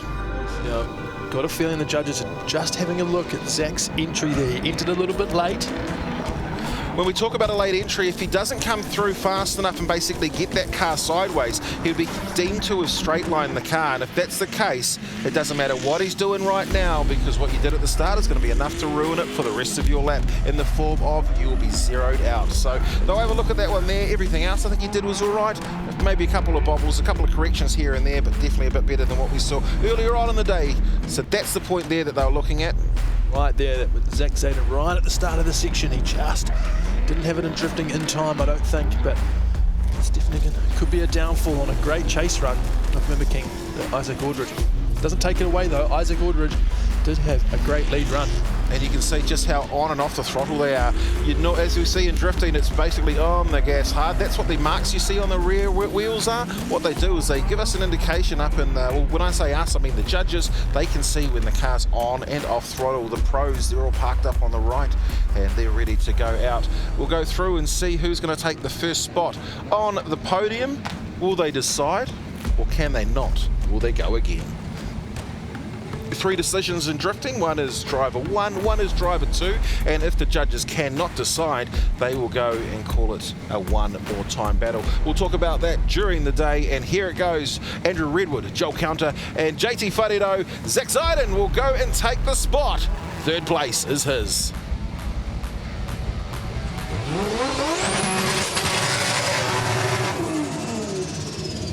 That was you getting excited, right? Yeah, I get that. Well done. How good does that... Can I just open your door a bit, mate? How good does that feel? Yeah, real good. Like I said, we started right at the very bottom, top 32, made our way up to 3rd. We're happy with it. Me, my wife, little baby. How old's Bubs? She's 7 months. Better watch her. She's going to be the next Drift King, I'll tell you that. Well, you'd like to be a Drift Queen, wouldn't you, rather than a Drift King? Nah, I don't want to go into detail, but I feel like she's going to have a bigger you-know-what than me, so... Yeah, okay. Well done, buddy. Congratulations, P3. Good points. Just park your car up and get ready for the presentation. Have a chat to Isaac. Well, mate, P4, plenty of points, and it was a delicate watch. You were very delicate out there, both of you. Yeah, it's hard when it's been dry all day and the car's been feeling incredible in the dry. And the one thing that we struggle with this car is getting it to work the way I want it to in the wet. And so unfortunately, we just didn't have the pace for him today. But that's all right. Zach drove incredible, and so hats off to him and all the boys working hard all day to keep the car on the track. So driver did a lot of work too, and you've got another crack tomorrow. Yeah, can't wait for tomorrow. Hopefully it's dry again. Thanks, mate. Cheers. Thank you, guys. Well, we've got a happy man out there in Isaac Aldridge. He managed to finish 4th in his outing for round number 3. Zach Zaiden taking 3rd place, but there can only be one who takes the top spot, and this is the final of round 3 of the Pro Sport Championship of the Repco D1NZ National Drifting Championship, and this is a battle between teammates. That's right, it's a battle between teammates. Torque Performance prepared both these cars. The Daniel Lynham car driven by Daniel Smith and the Keisuke, the beautiful 8.6. So yeah, this is going to be a great battle. Well, let's see how they go as Keisuke Nagashima, he starts drag racing down the straight here, straight into action. Heavy angle by Daniel Smith. He's trying to really close up that gap as he shallows up the line. Here comes Keisuke. Here's the touch and go, inside, outside. That's what the judges want to see, and he powers out, gets ready to take that centre section here of this lap. This is a very good lead line for Keisuke, and in turn it is a good chase line for DK Smith. So yeah, there is a bit of separation here, not anywhere near the proximity that we've seen of DK Smith for the last couple of runs, but yeah, they're doing the best they can in these pretty treacherous conditions. They are treacherous, they are not fun, but if anyone can do it, it's the D1NZ Pro and Pro Sport Championship. We talk about the cream rising to the top, and these two are the best today. Well, let's have a look at this replay as we see Keisuke fire it through.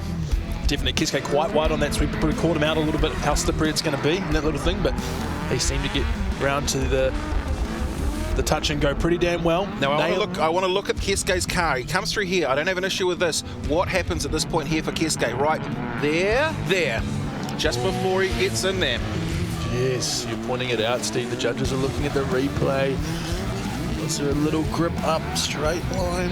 I don't think so. Yeah, okay. Well, I'm okay with that. So we have a look. We're just commentators. We I'm just a commentator. You're a great drifter. Both these dudes are doing an amazing job in these conditions. Like, nothing you don't want worse than doing a competition in dry and then being handed your final and your first final for DK Smith and the full wet. There'll be no grip out there. Well, the only thing that is so one of the things that you look at in drifting is there's nothing like winning a championship, and Keisuke, the way he's going now, is definitely probably moving himself up the championship. Well, the other one, of course, is winning a round, and that is exceptionally hard to do. You won your first round, Wellington, I think it was, in the Pro Championship. What's it like to stand on the top spot? It's an amazing feeling. It's an amazing feeling to look back at your team and give them something for all their hard efforts as well, because it's a big team sport, drifting, so it's a great thing. Yeah, it certainly is a big team sport. It's not just the single person behind the wheel. There's a colossal team, and let's see what this team can do, because that's what they are, teammates. Talk performance on the side as Daniel Smith kicks it into life. Keisuke's going to be pushing pretty hard here if he knows that he has made an error in his lead run. As we see, he's getting a lot better proximity than Daniel Smith had on the first run. So we see Daniel coming through on the lead line, grabbing OZ zone 2, moving his way up to OZ3. And then he goes through and powers through OZ3. That's kept on the black stuff. That's important, because we saw over the last few hours many a driver making his way off. He holds on to that angle, and well, maybe a little straighten up at the end. That may have been after the Link ECU flags that dictate the end of the section.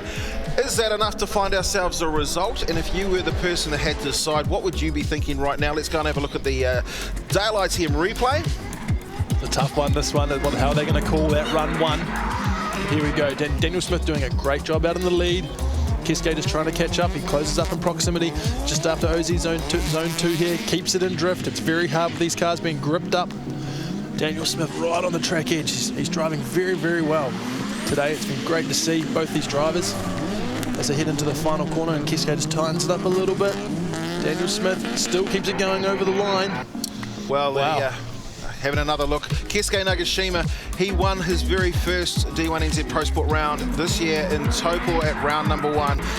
Round 2 was at Hampton Downs before moving now into him again, tasting the final at round number 3. This is the oldest car in the D1NZ field. We haven't seen anything. I mean, this has probably got 10 years on the next oldest car.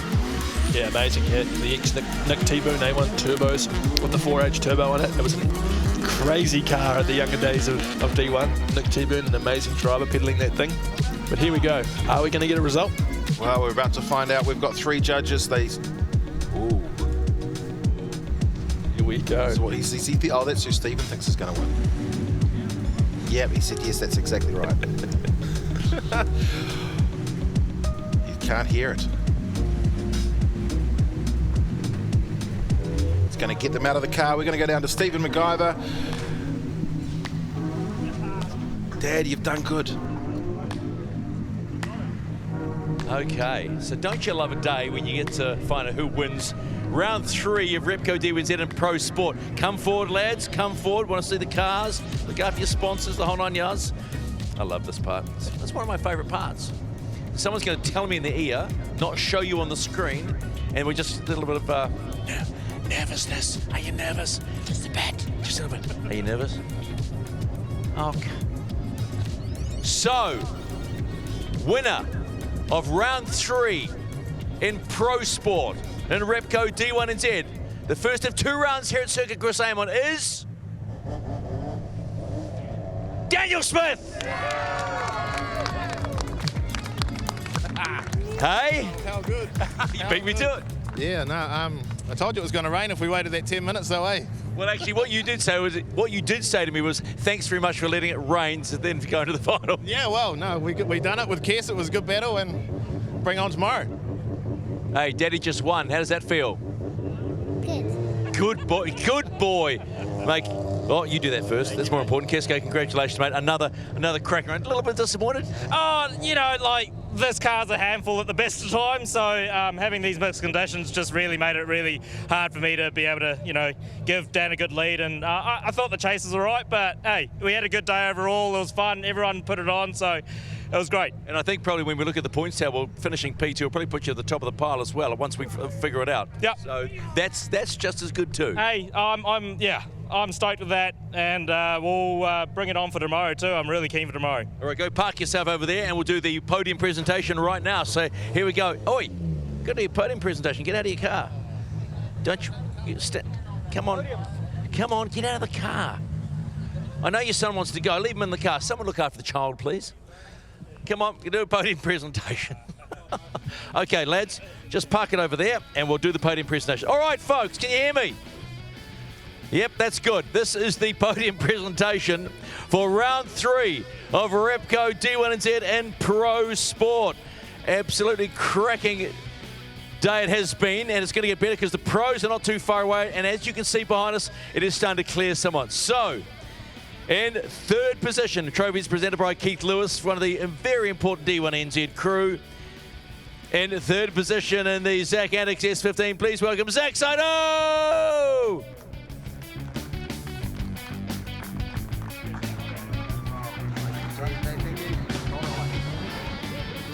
In the second position in the Torque Performance 86, this is Keisuke Kagashima.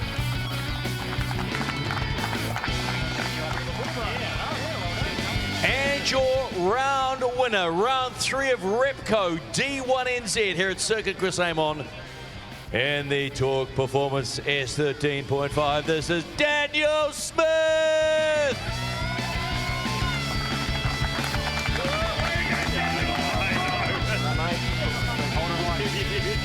And that, folks, is your official podium. Round 3, Repco D1NZ and Pro Sport. Look what's in front of you, lads. Make some mess because we've got the pros not too far away. So how good is that? Pro Sports gets done underway, and we have another winner, Daniel Smith. Will Keisuke Nakajima be leading the championship after we total the points? You probably think he'd be pretty close to it after Dan Edwards didn't have the best of days. Anyway, weather's starting to clear. What's next? Take a wee break, and then we start building towards round 3 of Repco D1NZ, the pros.